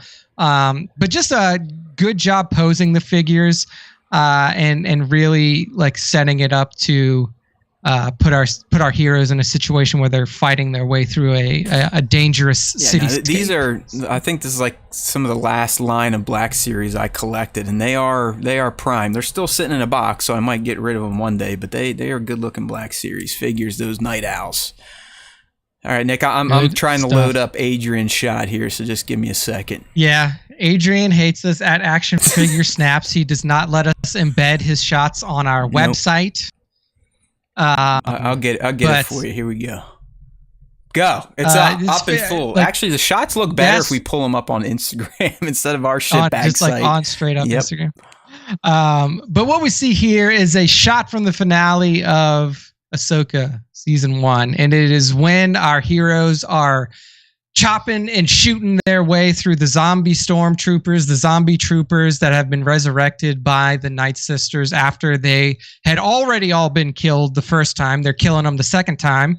But it's a great shot, great posing and effects added here by Action Figure Snaps. You see Ahsoka and Sabine on the stairs backing up, deflecting laser bolts, and then shooting them back at their resurrected zombie combatants. Yeah, there's even some green smoke down there and green eyeballs. Yeah, nice touch there, Adrian. They got some green smoke. Got the one guy dead on the bottom with the green eye. But yeah, it's a great shot that captures our heroes killing off their once resurrected stormtrooper foes. Yeah, that's nice little custom, zombie Thrawn troopers, whatever, or night troopers, I guess is what they're called. Yeah. Yeah, night troopers. Adrian's the dude. I wonder if he's still working at that T-shirt store. It's been a while, right? Come on. Adrian, get your ass in here. Send some shirts or super chat. Let's go. Okay. And that's it. That's the end of the top 5, and that's the end of our show. A long one to close out Ahsoka. But Matt, go ahead and close us out. Yeah, shit, people. I mean, come on. We really had nothing to even talk about this week, and you get a 2-part show. 282 P1 P2 back to back. You'll have the audio version dropping next week on the platforms. And you're saying, hey man, what do you mean platforms? What are you talking about? Well, that's why we send you over to StarWarsTime.net, where you can find all of our pretty platforms. All right. So StarWarsTime.net, that's our home base. We do the podcast on traditional podcast networks as well. So we record it, do the live, and then usually a day after, it shows up on the iTunes, Spotify, Pandora, Stitcher. We're everywhere. We just need you to come with us. Okay. If you do join us on the podcast networks, let's do some ratings and reviews. I saw, we have a few on Spotify. Keep that up. iTunes, obviously, I can't tell you all how much that helps us when you rate and review our content. That goes to the clips we're putting out now, to my comic book breakdowns. The more interactions we get from you fandos, you loyalists, the better our lives will be. At least mine. Remember, Nick's the one that's got his head screwed on straight. I'm the one that still has a deep void within my soul that needs to be told he's awesome and people like to listen to him about Star Wars. Best way to do that is to pad our numbers. Subscribe, rate, review, comment, notifications, share, save, do it all. Tell the algos how much you love us, and we will only continue to get smaller. All right, people, we love you. Appreciate all you taking up 2 nights this week to come have some fun with us. You know what? I'm kind of I'm a bit of a homer here, but I think we fucking killed it today. I think there was some great conversation about Star Wars, the business side of Star Wars, the business side of streaming, Nick's fucking epic opus on fucking Thrawn and Harry Potter. My God, you're not gonna get that shit anywhere else, especially with the colorful language that I add to the show. So don't forget, people, there's always time for Star Wars Time, and if you listen to the Star Wars Time show, the Force will be with you. Always.